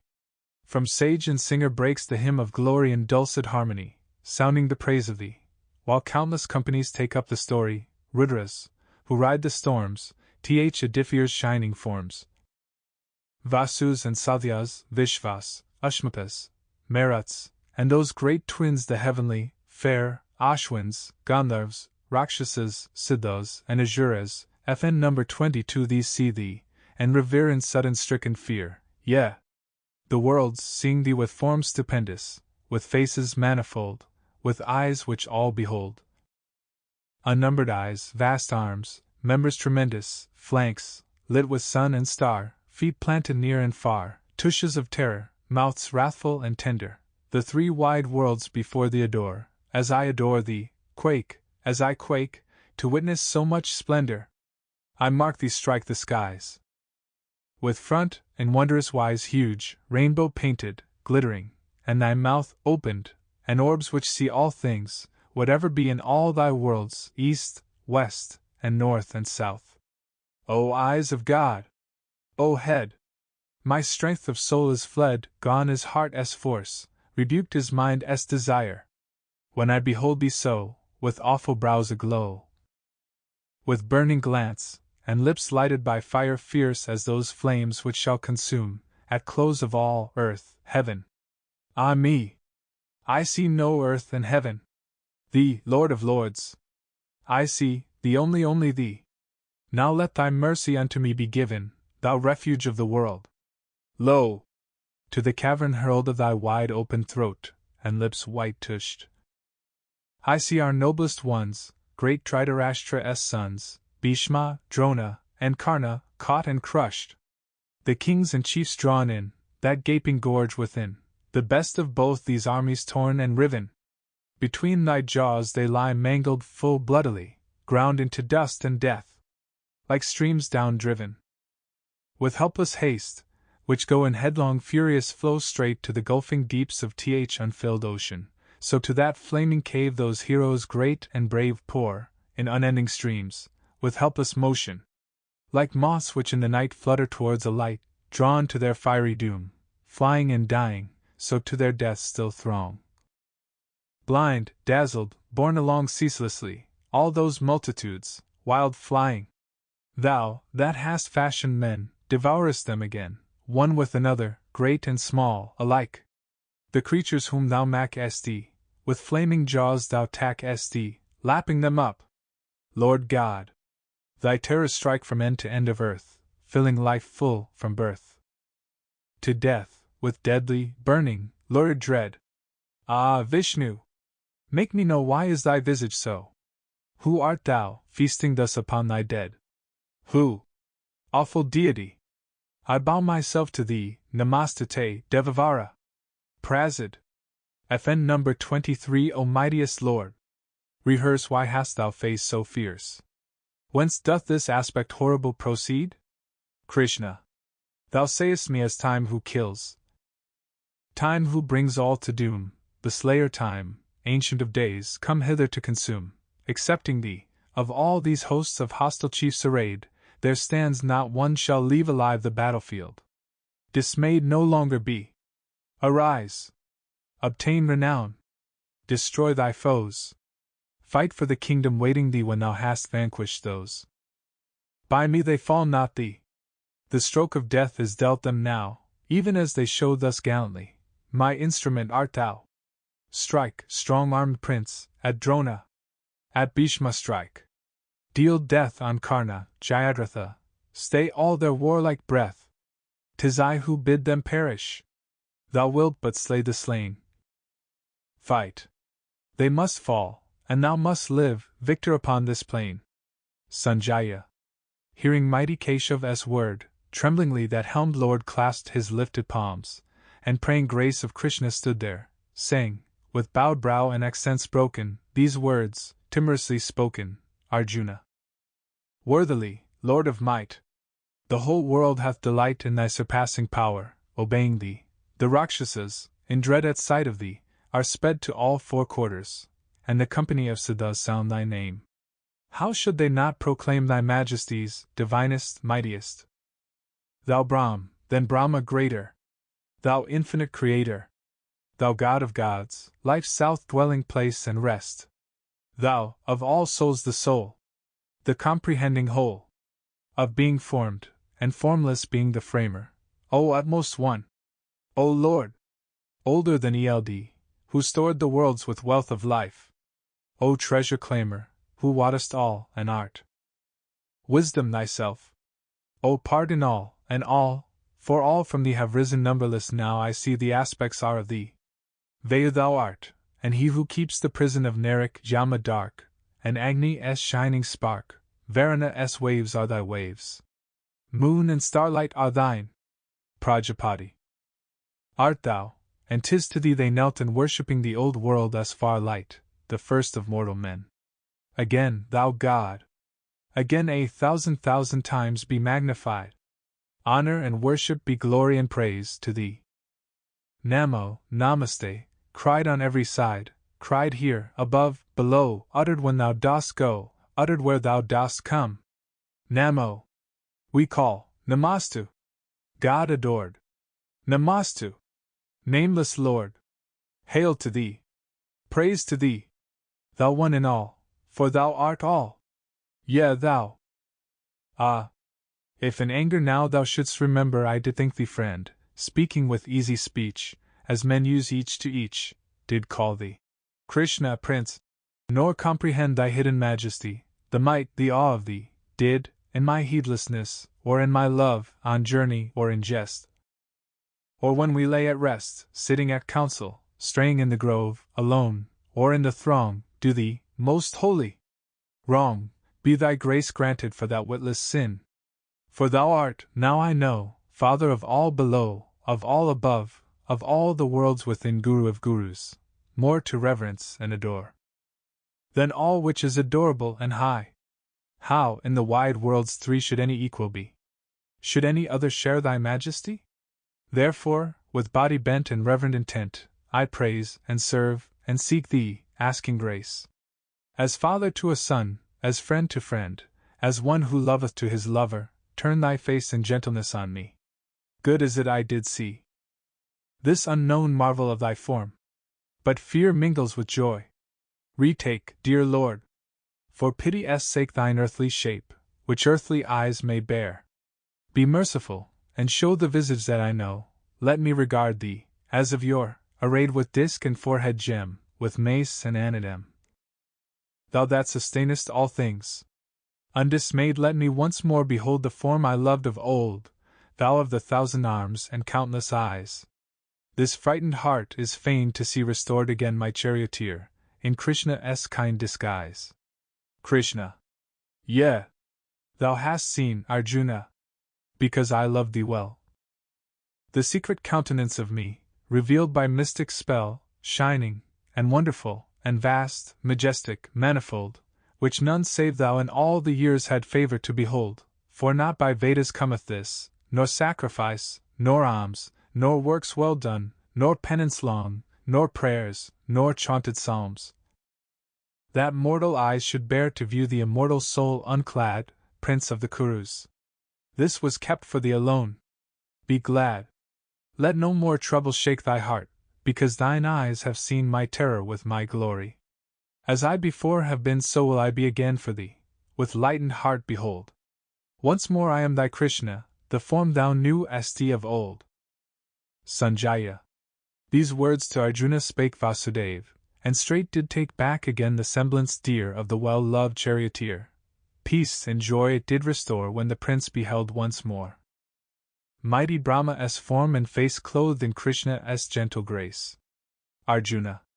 Now that I see come back, Janardana, this friendly human frame, my mind can think calm thoughts once more, my heart beats still again. Krishna. Yea. It was wonderful and terrible to view me as thou didst, dear prince. The gods dread and desire continually to view, yet not by Vedas, nor from sacrifice, nor penance, nor gift-giving, nor with prayer shall any so behold, as thou hast seen. Only by fullest service, perfect faith, and uttermost surrender am I known and seen, and entered into, Indian prince, who doeth all for me, who findeth me in all, adoreth always, loveth all which I have made, and me, for love as sole end. That man, Arjuna, unto me doth wend. Here in Death, Chapter 11.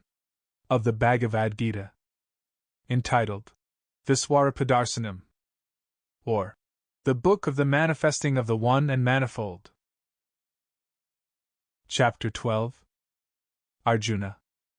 Lord, of the men who serve thee true in heart, as God revealed, and of the men who serve, worshipping the unrevealed, unbodied far, which take the better way of faith and life. Krishna. Whoever serve me as I show myself, constantly true, in full devotion fixed, those hold I very holy. But who serve, worshipping me the One, the invisible, the unrevealed, unnamed, unthinkable, uttermost, all-pervading, highest, sure, who thus adore me, mastering their sense, of one set mind to all, glad in all good, these blessed souls come unto me. Yet hard the travail is for such as bend their minds to reach th unmanifest that viewless path, shall scarce be trod by man bearing the flesh, but whereso any doeth all his deeds, renouncing self for me, full of me fixed, to serve only the highest, night and day, musing on me him will I swiftly lift forth from life's ocean of distress and death. Whose soul clings fast to me, cling thou to me. Clasp me with heart and mind, so shalt thou dwell surely with me on high. But if thy thought droops from such height, if thou beest weak to set body and soul upon me constantly, despair not, give me lower service, seek to reach me, worshipping with steadfast will. And if thou canst not worship steadfastly, work for me, toil in works pleasing to me. For he that laboureth right for love of me shall finally attain. But if in this thy faint heart fails, bring me thy failure. Find refuge in me, let fruits of labour go, renouncing hope for me, with lowliest heart. So shalt thou come, for though to know is more than diligence, yet worship better is than knowing, and renouncing better still. Near to renunciation, very near, dwelleth eternal peace. Who hateth not of all which lives, living himself benign, compassionate, from arrogance exempt, exempt from love of self, unchangeable, by good or ill, patient, contented, firm, in faith, mastering himself, true to his word, seeking me, heart and soul, vowed unto me. That man I love, who troubleth not his kind, and is not troubled by them, clear of wrath, living too high for gladness, grief, or fear. That man I love, who, dwelling quiet-eyed, FN number 25, stainless, serene, well-balanced, unperplexed, working with me, yet from all works detached. That man I love, who, fixed in faith on me, dotes upon none, scorns none, rejoices not, and grieves not, letting good or evil hap, light when it will, and when it will depart. That man I love, who, unto friend and foe, keeping an equal heart, with equal mind, bears shame and glory, with an equal peace, takes heat and cold, pleasure and pain, abides, quit of desires, hears praise or calumny, in passionless restraint, unmoved by each, linked by no ties to earth, steadfast in me. That man I love, but most of all I love those happy ones to whom 'tis life to live, in single fervid faith and love unseeing, drinking the blessed amrit of my being. Here in Death, Chapter 12. Of the Bhagavad Gita. Entitled, Bhakti-yoga, or The Book of the Religion of Faith. Chapter 13. Arjuna. Now would I hear, O gracious Kesava, FN number 26, of life which seems, and soul beyond, which sees, and what it is we know or think to know. Krishna. Yea, son of Kunti, for this flesh ye see, is Kshetra, is the field where life disports, and that which views and knows it is the soul. Kshetrajna. In all fields, thou Indian prince, I am Kshetrajna. I am what surveys. Only that knowledge knows which knows the known. By the knower. FN number 27. What it is, that field of life. What qualities it hath, and whence it is, and why it changeth, and the faculty that wotteth it, the mightiness of this, and how it wotteth hear these things from me. FN number 28. The elements, the conscious life, the mind, the unseen vital force, the 9 strange gates of the body, and the 5 domains of sense, desire, dislike, pleasure and pain, and thought, deep woven, and persistence of being. These all are wrought on matter by the soul. Humbleness, truthfulness, and harmlessness, patience and honor, reverence for the wise, purity, constancy, control of self, contempt of sense delights, self-sacrifice, perception of the certitude of ill, in birth, death, age, disease, suffering, and sin, detachment, lightly holding unto home, children, and wife, and all that bindeth men, an ever tranquil heart in fortune's good, and fortune's evil, with a will set firm, to worship me only, ceasing not, loving all solitudes, and shunning noise of foolish crowds, endeavors resolute, to reach perception of the utmost soul, and grace to understand what gain it were. So to attain, this is true wisdom, prince, and what is otherwise is ignorance. Now will I speak of knowledge best to know, that truth which giveth man Amrit to drink, the truth of him, the Parabrahm, the All, the uncreated, not Asat, not Sat, not form, nor the unformed, yet both, and more, whose hands are everywhere, and everywhere planted his feet, and everywhere his eyes, beholding, and his ears in every place, hearing, and all his faces everywhere, enlightening and encompassing his worlds, glorified in the senses he hath given, yet beyond sense he is, sustaining all, yet dwells he unattached of forms and modes, master, yet neither form nor mode hath he. He is within all beings and without, motionless, yet still moving, not discerned, for subtlety of instant presence, close to all, to each, yet measurelessly far, not manifold, and yet subsisting still, in all which lives, forever to be known, as the sustainer, yet, at the end of times, he mocketh all to end and recreates. The light of lights he is, in the heart of the dark, shining eternally. Wisdom he is, and wisdom's way, and guide of all the wise, planted in every heart. So have I told of life as stuff, and the moulding, and the lore, to comprehend. Whoso, adoring me, perceiveth this, shall surely come to me. Know thou that nature, and the spirit both, have no beginning. Know that qualities and changes of them are by nature wrought, that nature puts to work the acting frame, but spirit doth inform it, and so cause feeling of pain and pleasure, spirit linked to moulded matter, entereth into bond with qualities by nature framed, and thus, married to matter, breathes the birth again, in good or evil yonis. FN number 29.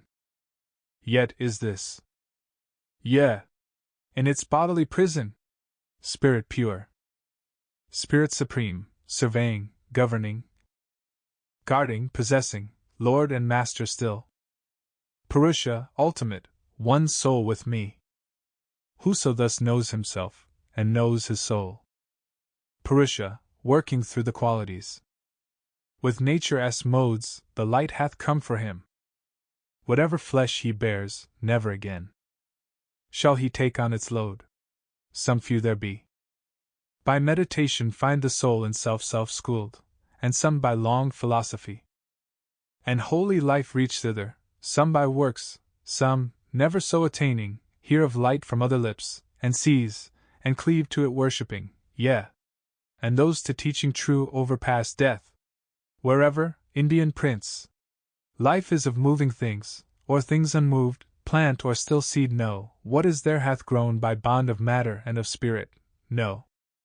He sees indeed who sees in all alike the living, lordly soul, the soul supreme, imperishable amid the perishing, for, whoso thus beholds, in every place, in every form, the same one, living life, doth no more wrongfulness unto himself, but goes the highest road which brings to bliss. Seeing, he sees, indeed, who sees that works our nature as wont for a soul to practice by acting, yet not the agent, sees the mass of separate living things each of its kind issue from one, and blend again to one, then hath he Brahma, he attains, O Prince, that ultimate, high spirit, uncreate, unqualified, even when it entereth flesh. Taketh no stain of acts, worketh and not.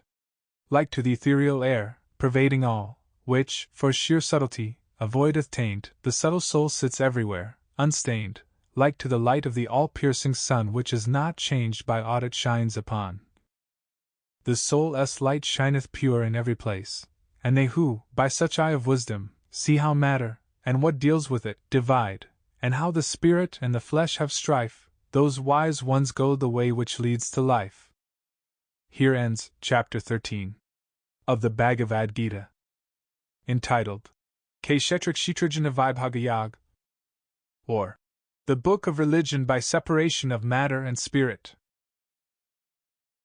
Chapter 14. Krishna. Yet farther will I open unto thee this wisdom of all wisdoms uttermost, the which possessing, all my saints have passed to perfectness, on such high verities, reliant, rising into fellowship with me. They are not born again at birth of kalpas, nor at pralyas suffer change. This universe the womb is where I plant seed of all lives. Thence, Prince of India, comes birth to all beings. Whoso, Kunti's son, mothers each mortal form Brahma conceives, and I am he that fathers, sending seed. Satwan, Rajas, and Tamas so are named the qualities of nature, soothfastness, passion, and ignorance.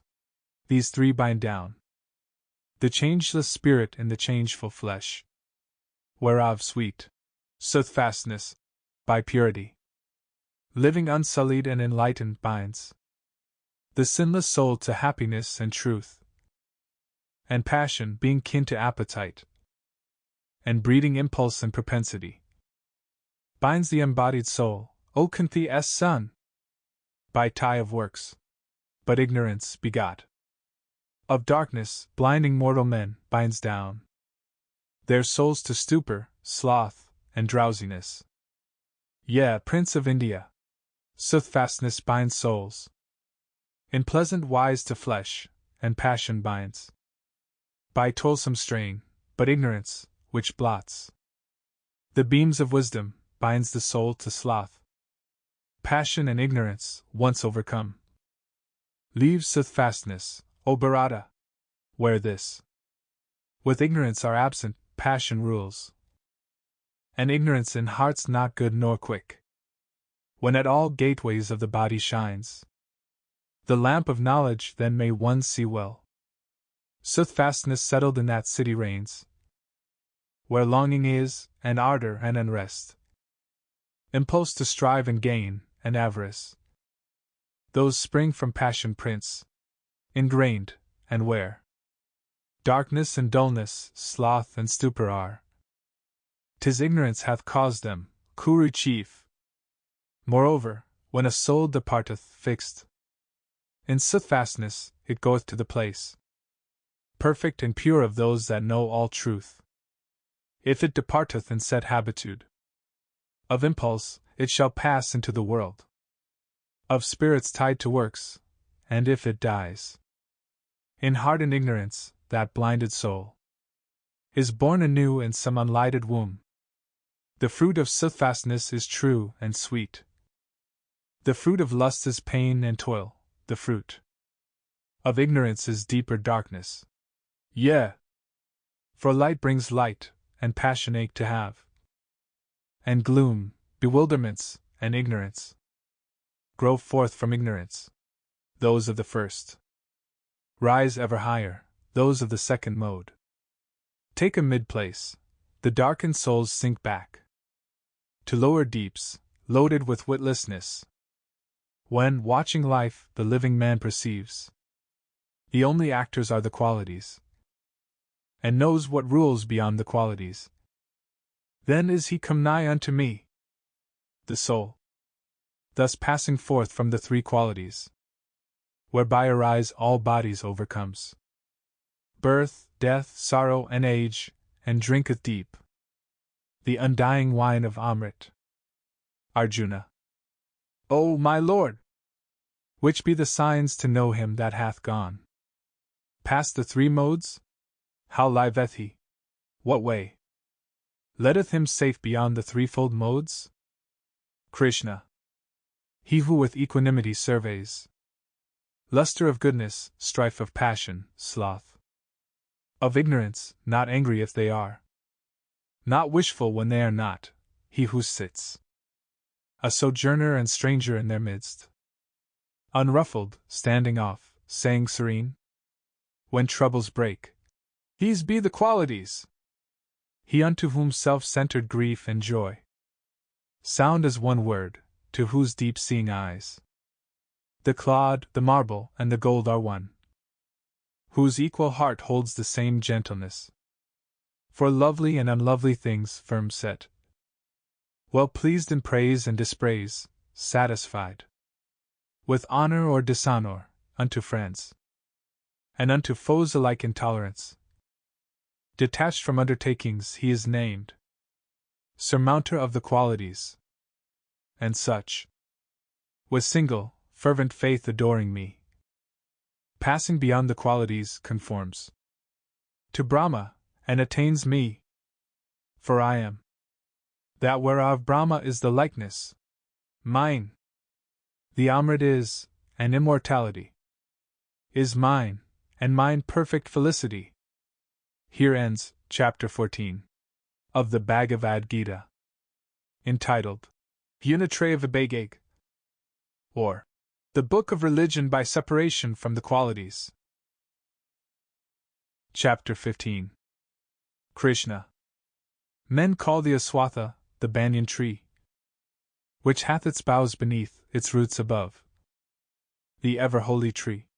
Yea, for its leaves are green and waving hymns which whisper truth. Who knows the aswatha, knows Veds and all. Its branches shoot to heaven and sink to earth, FN number 30.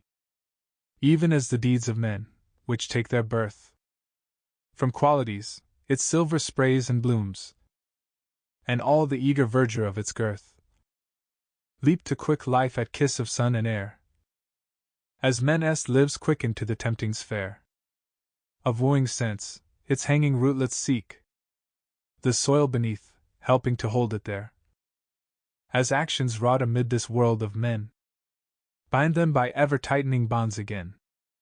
If ye knew of the teaching of the tree, what its shape saith, and whence it springs, and then how it must end, and all the ills of it, the axe of sharp detachment you would whet, and cleave the clinging snaky roots, and lay this aswatha of sense life low to set new growths upspringing to that happier sky, which they who reach shall have no day to die, nor fade away, nor fall to him, I mean, Father and First, who made the mystery of old creation, for to him come they from passion and from dreams who break away, who part the bonds constraining them to flesh, and him, the highest, worshipping alway, no longer grow at mercy of what breeze of summer pleasure stirs the sleeping trees, What blast of tempest tears them, bough and stem? To the eternal world pass such as these. Another sun gleams there. Another moon. Another light, not dusk, nor dawn, nor noon. Which they who once behold return no more. They have attained my rest, life's utmost boon. When, in this world of manifested life, the undying spirit, setting forth from me, taketh on form, it draweth to itself. From being's storehouse, which containeth all senses and intellect, the sovereign soul, thus entering the flesh, or quitting it, gathers these up, as the wind gathers scents, blowing above the flower beds, ear and eye, and touch and taste, and smelling, these it takes, yea, an ascension mind, linking itself to sense things so. The unenlightened ones mark not that spirit when he goes or comes, nor when he takes his pleasure in the form conjoined with qualities, but those see plain, who have the eyes to see, holy souls see, which strive thereto. Enlightened, they perceive that spirit in themselves, but foolish ones, even though they strive, discern not, having hearts unkind led, ill-informed. Know, too, from me shineth the gathered glory of the suns, which lighten all the world. From me the moons draw silvery beams, and fire fierce loveliness. I penetrate the clay, and lend all shapes their living force. I glide into the plant, root, leaf, and bloom to make the woodlands green, with springing sap, becoming vital warmth. I glow in glad, respiring frames and pass, with outward and with inward breath, to feed the body by all meats. FN number 31. For in this world, being is twofold, the divided one, the undivided one. All things that live are the divided, that which sits apart, the undivided. Higher still is he, the highest, holding all, whose name is Lord, the eternal, sovereign, first, who fills all worlds, sustaining them, and dwelling thus beyond divided being and undivided I. Am called of men and Vedas life supreme, the Purushottama, who knows me thus, with mind unclouded, knoweth all, dear Prince, and with his whole soul ever worshipeth me. Now is the sacred, secret mystery declared to thee. Who comprehendeth this hath wisdom, he is quit of works and bliss. Here ends chapter 15 of the Bhagavad Gita, entitled Purushottama Prapshyag, or The Book of Religion by Attaining the Supreme. Chapter 16. Krishna. Fearlessness, singleness of soul, the will always to strive for wisdom, open hand, and governed appetites, and piety, and love of lonely study, humbleness, uprightness, heed to injure not which lives, truthfulness, slowness unto wrath, a mind that lightly letteth go what others prize, and equanimity, and charity, which speeth no man's faults, and tenderness towards all that suffer, a contented heart, fluttered by no desires, a bearing mild, modest, and grave, with manhood nobly mixed, with patience, fortitude, and purity, an unrevengeful spirit, never given to rate itself too high. Such be the signs, O Indian Prince, of him whose feet are set on that fair path which leads to heavenly birth. Deceitfulness, and arrogance, and pride, quickness to anger, harsh and evil speech, and ignorance, to its own darkness blind. These be the signs, my Prince, of him whose birth is fated for the regions of the vile. FN number 32. The heavenly birth brings to deliverance. So shouldst thou know, the birth with Asuras brings into bondage. Be thou joyous, Prince, whose lot is set apart for heavenly birth. 2 stamps there are marked on all living men, divine and undivine. I spake to thee. By what marks thou shouldst know the heavenly man. Hear from me now of the unheavenly. They comprehend not the unheavenly. How souls go forth from me, nor how they come back unto me, nor is there truth in these, nor purity, nor rule of life. This world hath not a law, nor order, nor a lord. So say they. Nor hath risen up by cause, following on cause, in perfect purposing, but is none other than a house of lust. And this thing thinking, all those ruined ones, of little wit, dark-minded, give themselves to evil deeds, the curses of their kind, surrendered to desires insatiable, full of deceitfulness, folly, and pride, in blindness cleaving to their errors, caught into the sinful course, they trust this lie, as it were true, this lie which leads to death, finding in pleasure all the good which is, and crying, Here it finisheth, ensnared in nooses of 100 idle hopes. Slaves to their passion and their wrath, they buy wealth with base deeds, to glut hot appetites. Thus much today, they say, we gained thereby. Such and such wish of heart shall have its fill. And this is ours, and th other shall be ours. Today we slew a foe, and we will slay our other enemy tomorrow. Look! Are we not lords?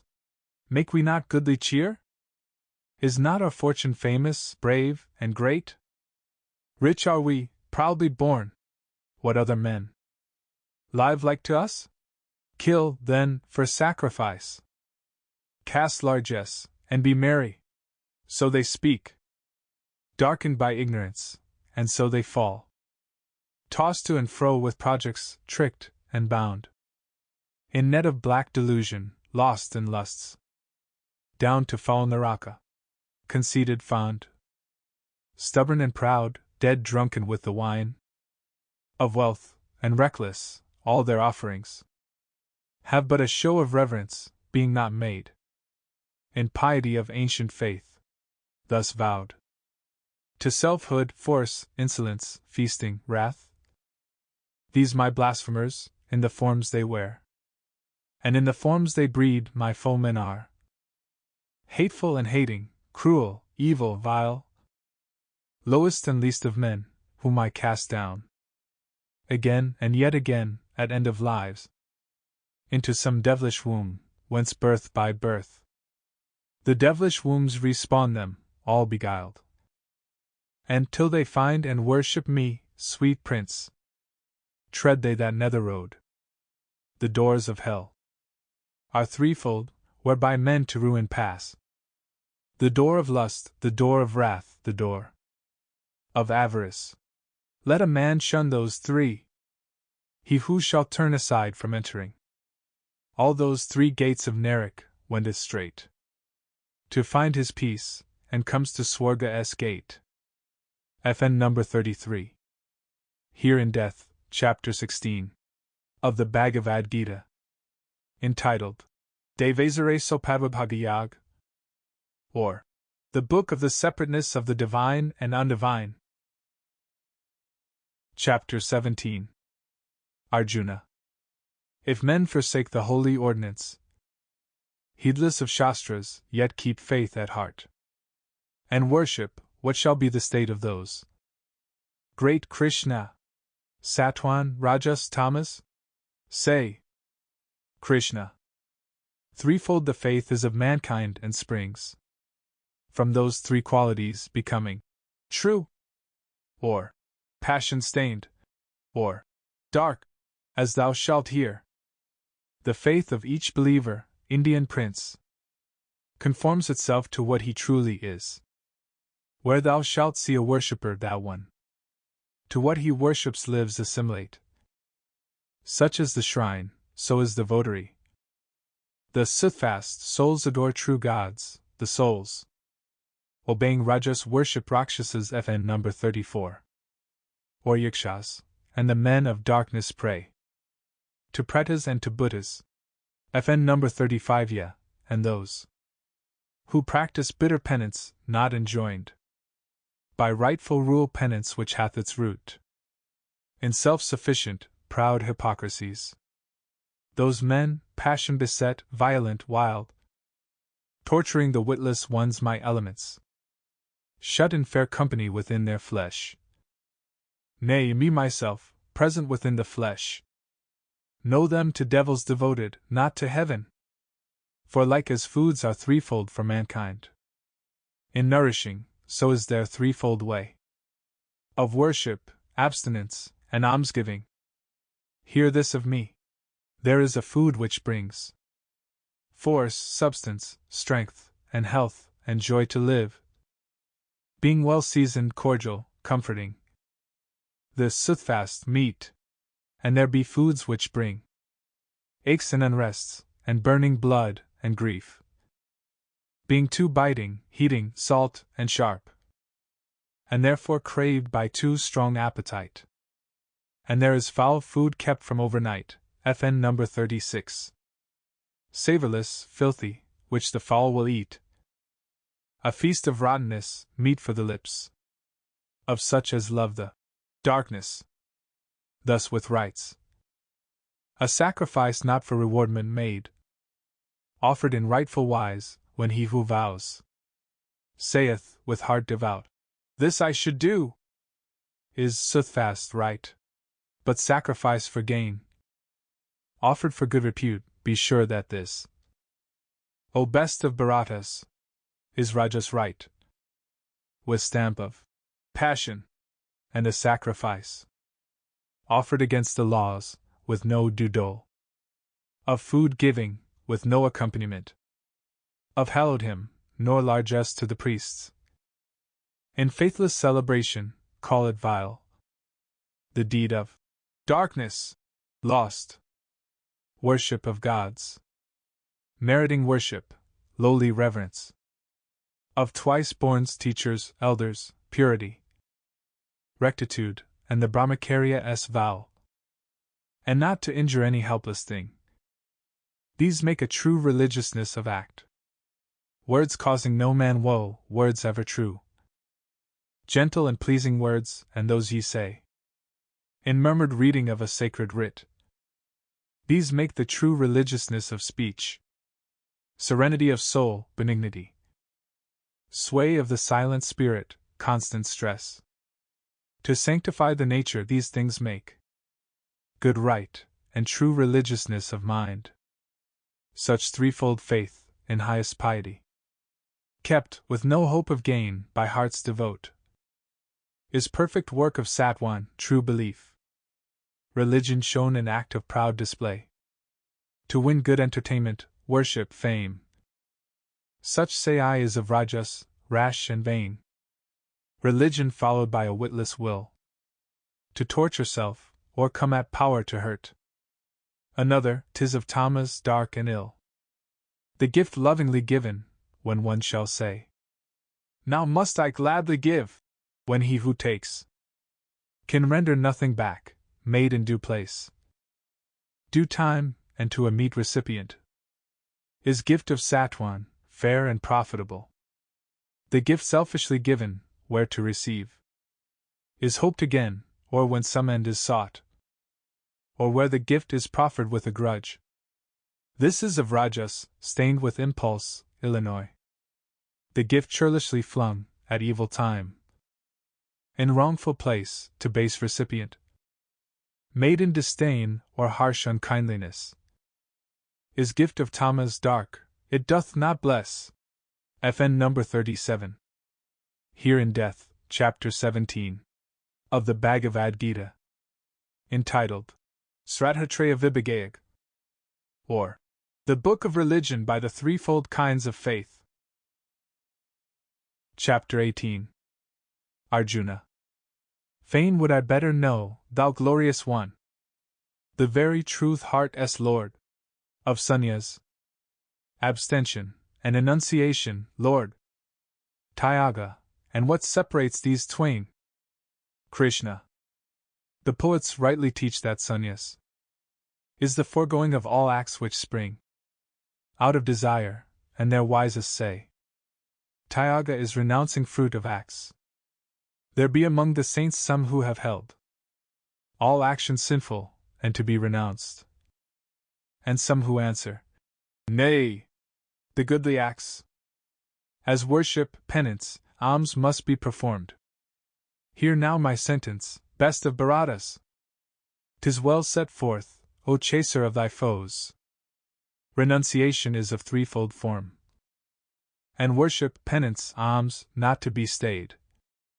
Nay, to be gladly done, for all those three are purifying waters for true souls. Yet must be practiced even those high works, in yielding up attachment, and all fruit produced by works. This is my judgment, Prince. This my insuperable and fixed decree. Abstaining from a work by right prescribed never is meet, so to abstain doth spring from darkness, and delusion teacheth it. Abstaining from a work grievous to flesh, when one saith, 'Tis unpleasing, this is null. Such an one acts from passion, not of gain, wins his renunciation. But Arjun, abstaining from attachment to the work, abstaining from rewardment in the work, while yet one doeth it full faithfully, saying, 'Tis right to do, that is true act. And abstinence, who doeth duty so, unvexed if his work fail, if it succeed, unflattered in his own heart justified, quit of debates and doubts, his is true act. For, being in the body, none may stand wholly aloof from act, yet, who abstains from profit of his acts is abstinent. The fruit of labors, in the lives to come, is threefold for all men, desirable and undesirable, and mixed of both. But no fruit is at all where no work was. Hear from me, long-armed lord, the makings 5, which go to every act, in Sankhya taught as necessary. First the force, and then the agent, next the various instruments, fourth, the especial effort, fifth, the God. What work soever any mortal doth, of body, mind, or speech, evil or good, by these 5 doth he that, which being thus, whoso, for lack of knowledge, seeth himself as the sole actor, knoweth not at all, and seeth not. Therefore I say, if one, holding aloof from self with unstained mind, should slay all yonder host, being bid to slay, he doth not slay, he is not bound thereby. Knowledge, the thing known, and the mind which knows, these make the threefold starting ground of act. The act, the actor, and the instrument, these make the threefold total of the deed. But knowledge, agent, act are differenced by 3 dividing qualities. Hear now, which be the qualities dividing them. There is true knowledge. Learn thou it is this: to see one changeless life in all the lives, and in the separate, one inseparable. There is imperfect knowledge, that which sees the separate existences apart, and being separated, holds them real. There is false knowledge, that which blindly clings to one as if 'twere all, seeking no cause, deprived of light, narrow, and dull, and dark. There is right action, that which being enjoined is wrought without attachment, passionlessly, for duty, not for love, nor hate, nor gain. There is vain action, that which men pursue aching to satisfy desires, impelled by sense of self, with all-absorbing stress. This is of Rajas passionate and vain. There is dark action, when one doth a thing heedless of issues, heedless of the hurt or wrong for others, heedless if he harm his own soul. 'Tis of tamas, black and bad. There is the rightful doer, he who acts free from self-seeking, humble, resolute, steadfast, in good or evil hap the same, content to do aright he, truly, acts. There is impassioned, doer. He that works from impulse, seeking profit, rude and bold to overcome, unchastened, slave by turns of sorrow and of joy, of rajas he. And there be evil doers, loose of heart, low-minded, stubborn, fraudulent, remiss, dull, slow, despondent children of the dark. Here, too, of intellect and steadfastness the threefold separation, conqueror prince. How these are set apart by qualities. Good is the intellect which comprehends the coming forth and going back of life, what must be done, and what must not be done. What should be feared, and what should not be feared, what binds and what emancipates the soul, that is of Satwan, prince. Of soothfastness. Marred is the intellect which, knowing right and knowing wrong, and what is well to do and what must not be done, yet understands not with firm mind, nor as the calm truth is. This is of Rajas, prince. And passionate. Evil is intellect which, wrapped in gloom, looks upon wrong as right, and sees all things contrariwise of truth. O Pritha's son! That is of Tamas, dark and desperate. Good is the steadfastness whereby a man masters his beats of heart, his very breath of life, the action of his senses, fixed in never shaken faith and piety. That is of Satwan, prince. Soothfast and fair. Stained is the steadfastness whereby a man holds to his duty, purpose, effort, and, for life's sake, and the love of goods to gain, Arjuna. 'Tis of Rajas, passion stamped. Sad is the steadfastness wherewith the fool cleaves to his sloth, his sorrow, and his fears, his folly and despair. This Pritha's son is born of Tamas, dark and miserable. Here further, chief of Bharatas. From me the threefold kinds of pleasure which there be. Good pleasure is the pleasure that endures, banishing pain for aye, bitter at first as poison to the soul, but afterward sweet as the taste of Amrit. Drink of that. It springeth in the spirit's deep content. And painful pleasure springeth from the bond between the senses and the sense world. Sweet as Amrit is its first taste, but its last bitter as poison. 'Tis of Rajas, prince. And foul and dark, the pleasure is which springs from sloth and sin and foolishness, at first. And at the last, and all the way of life the soul bewildering. 'Tis of Tamas, prince. For nothing lives on earth, nor midst the gods in utmost heaven, but hath its being bound with these three qualities, by nature framed. The work of Brahmins, Kshatriyas, Vaishyas, and Sudras, O thou slayer of thy foes, is fixed by reason of the qualities planted in each, a Brahman's virtues, prince. Born of his nature, are serenity, self-mastery, religion, purity, patience, uprightness, learning, and to know the truth of things which be. A Kshatriya's pride, born of his nature, lives in valor, fire, constancy, skillfulness, spirit in fight, and open-handedness and noble mien, as of a lord of men. A Vaishya's task, born with his nature, is to till the ground, tend cattle, venture trade. A Sudra's state, suiting his nature, is to minister. Whoso performeth diligent, content the work allotted him, whate'er it be, lays hold of perfectness. Hear how a man findeth perfection, being so content, he findeth it through worship wrought by work of him that is the source of all which lives, of him by whom the universe was stretched. Better thine own work is, though done with fault, than doing others' work, and excellently. He shall not fall in sin who fronts the task set him by nature's hand. Let no man leave his natural duty, prince, though it bear blame. For every work hath blame, as every flame is wrapped in smoke. Only that man attains perfect surcease of work whose work was wrought with mind unfettered, soul wholly subdued, desires forever dead, results renounced. Learn from me, son of Kunti. Also this, how one, attaining perfect peace, attains Brahm, the supreme, the highest height of all. Devoted with a heart grown pure, restrained in lordly self-control, foregoing wiles of song and senses, freed from love and hate, dwelling mid solitudes, in diet spare, with body, speech, and will tame to obey, ever to holy meditation vowed, from passions liberate, quit of the self, of arrogance, impatience, anger, pride, freed from surroundings, quiet, lacking not. Such an one grows to oneness with the Brahm, such an one, growing one with Brahm, serene, sorrows no more, desires no more, his soul, equally loving all that lives, loves well me, who have made them, and attains to me. By this same love and worship doth he know me as I am, how high and wonderful, and knowing, straightway enters into me.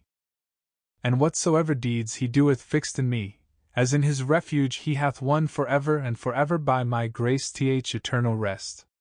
So when thou, in thy thoughts do all thou dost for me, renounce for me, sacrifice heart and mind and will to me, live in the faith of me. In faith of me all dangers thou shalt vanquish, by my grace, but trusting to thyself and heeding not. Thou can st but perish. If this day thou say st, relying on thyself, I will not fight, vain will the purpose prove. Thy qualities would spur thee to the war. What thou dost shun, misled by fair illusions, thou wouldst seek against thy will, when the task comes to thee waking the promptings in thy nature set. There lives a master in the hearts of men mocketh their deeds, by subtle pulling strings, dance to what tune he will. With all thy soul trust him, and take him for thy succor, Prince. So only so, Arjuna, shalt thou gain by grace of him the uttermost repose, the eternal place. Thus hath been opened thee this truth of truths, the mystery more hid than any secret mystery. Meditate, and as thou wilt then act. Nay, but once more take my last word, my utmost meaning have. Precious thou art to me, right well beloved. Listen, I tell thee for thy comfort this. Give me thy heart. Adore me. Serve me. Cling in faith and love and reverence to me. So shalt thou come to me. I promise true, for thou art sweet to me. And let go those rights and writ duties. Fly to me alone. Make me thy single refuge. I will free thy soul from all its sins. Be of good cheer. Hide, the holy Krishna saith, this from him that hath no faith, him that worships not, nor seeks. Wisdom s teaching when she speaks, hide it from all men who mock. But wherever, mid the flock of my lovers, one shall teach this divinest, wisest speech, teaching in the faith to bring truth to them, and offering of all honor unto me, unto Brahma cometh he. Nay, and nowhere shall ye find any man of all mankind doing dearer deed for me, nor shall any dearer be in my earth. Yea, furthermore, whoso reads this converse o'er, held by us upon the plain, pondering piously and fain, he hath paid me sacrifice. Krishna speaketh in this wise. Yea, and whoso, full of faith, heareth wisely what it saith, heareth meekly, when he dies, surely shall his spirit rise to those regions where the blessed, free of flesh, in joyance rest. Hath this been heard by thee, O Indian prince? With mind intent? Hath all the ignorance which bred thy trouble vanished, my Arjuna? Arjuna. Trouble and ignorance are gone. The light hath come unto me, by thy favor, Lord. Now am I fixed. My doubt is fled away. According to thy word, so will I do. Sanjaya. Thus gathered I the gracious speech of Krishna, O my king. Thus have I told, with heart athrill, this wise and wondrous thing. By great Vyasa's learning writ, how Krishna's self made known the Yoga, being Yoga's Lord. So is the high truth shown. And I, when I remember, O Lord my King, again Arjuna and the God in talk, and all this holy strain, great is my gladness, when I muse that splendor, passing speech, of Hari, visible and plain, there is no tongue to reach. My marvel and my love and bliss. O archer prince! All hail! O Krishna, Lord of Yoga! Surely there shall not fail blessing, and victory, and power, for thy most mighty sake, where this song comes of Arjuna, and how with God he spake. Here ends with chapter 18. Entitled Moksha Sanyasayag, or The Book of Religion by Deliverance and Renunciation. The Bhagavad Gita. FN number 1 some repetitionary lines are here omitted. FN number 2 technical phrases of Vedic religion. FN number 3 the whole of this passage is highly involved and difficult to render. FN number 4 I feel convinced Sankyanan and Yoginan must be transposed here in sense. FN number 5 I am doubtful of accuracy here. FN number 6 a name of the sun. FN number 7 without desire of fruit. FN number 8 that is, joy and sorrow, success and failure, heat and cold, etc. FN number 9 i.e. the body. FN number 10 the Sanskrit has this play on the double meaning of Amen. FN number 11 so in original. FN number 12 beings of low and devilish nature. FN number 13 Krishna. FN number 14 I read here Janma, birth, not Jara age. FN number 15 I have discarded 10 lines of Sanskrit text here as an undoubted interpolation by some Vedantist. FN number 16 the Sanskrit poem here rises to an elevation of style and manner which I have endeavored to mark by change of meter. FN number 17 Ahimsa. FN number 18 the nectar of immortality. FN number 19 called the Jap. FN number 20 the compound form of Sanskrit words. FN number 21 Kamalapatraksha. FN number 22 these are all divine or deified orders of the Hindu pantheon. FN number 23 Hail to thee, God of gods! Be favorable! FN number 24 the wind. FN number 25 Not peering about, Anapeksha. FN number 26 the Calcutta edition of the Mahabharata has these 3 opening lines. FN number 27 this is the nearest possible version of Kshetrik Kshetrajanayajananan Yatajnan Matan Mama. FN number 28 I omit 2 lines of the Sanskrit here, evidently interpolated by some Vedantist. FN number 29 Wombs. FN number 30 I do not consider the Sanskrit verses here which are somewhat freely rendered an attack on the authority of the Vedas, with Mr. Davies, but a beautiful lyrical episode, a new parable of the fig tree. FN number 31 I omit a verse here, evidently interpolated. FN number 32 of the Asuras, lit.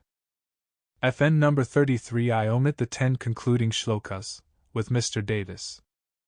FN number 34 Rakshasas and Yakshas are unembodied but capricious beings of great power, gifts, and beauty, same times also of benignity. FN number 35 These are spirits of evil wandering ghosts. FN number 36 Utayaman, food which has remained after the watches of the night. In India this would probably go bad. FN number 37 I omit the concluding shlokas, as of very doubtful authenticity.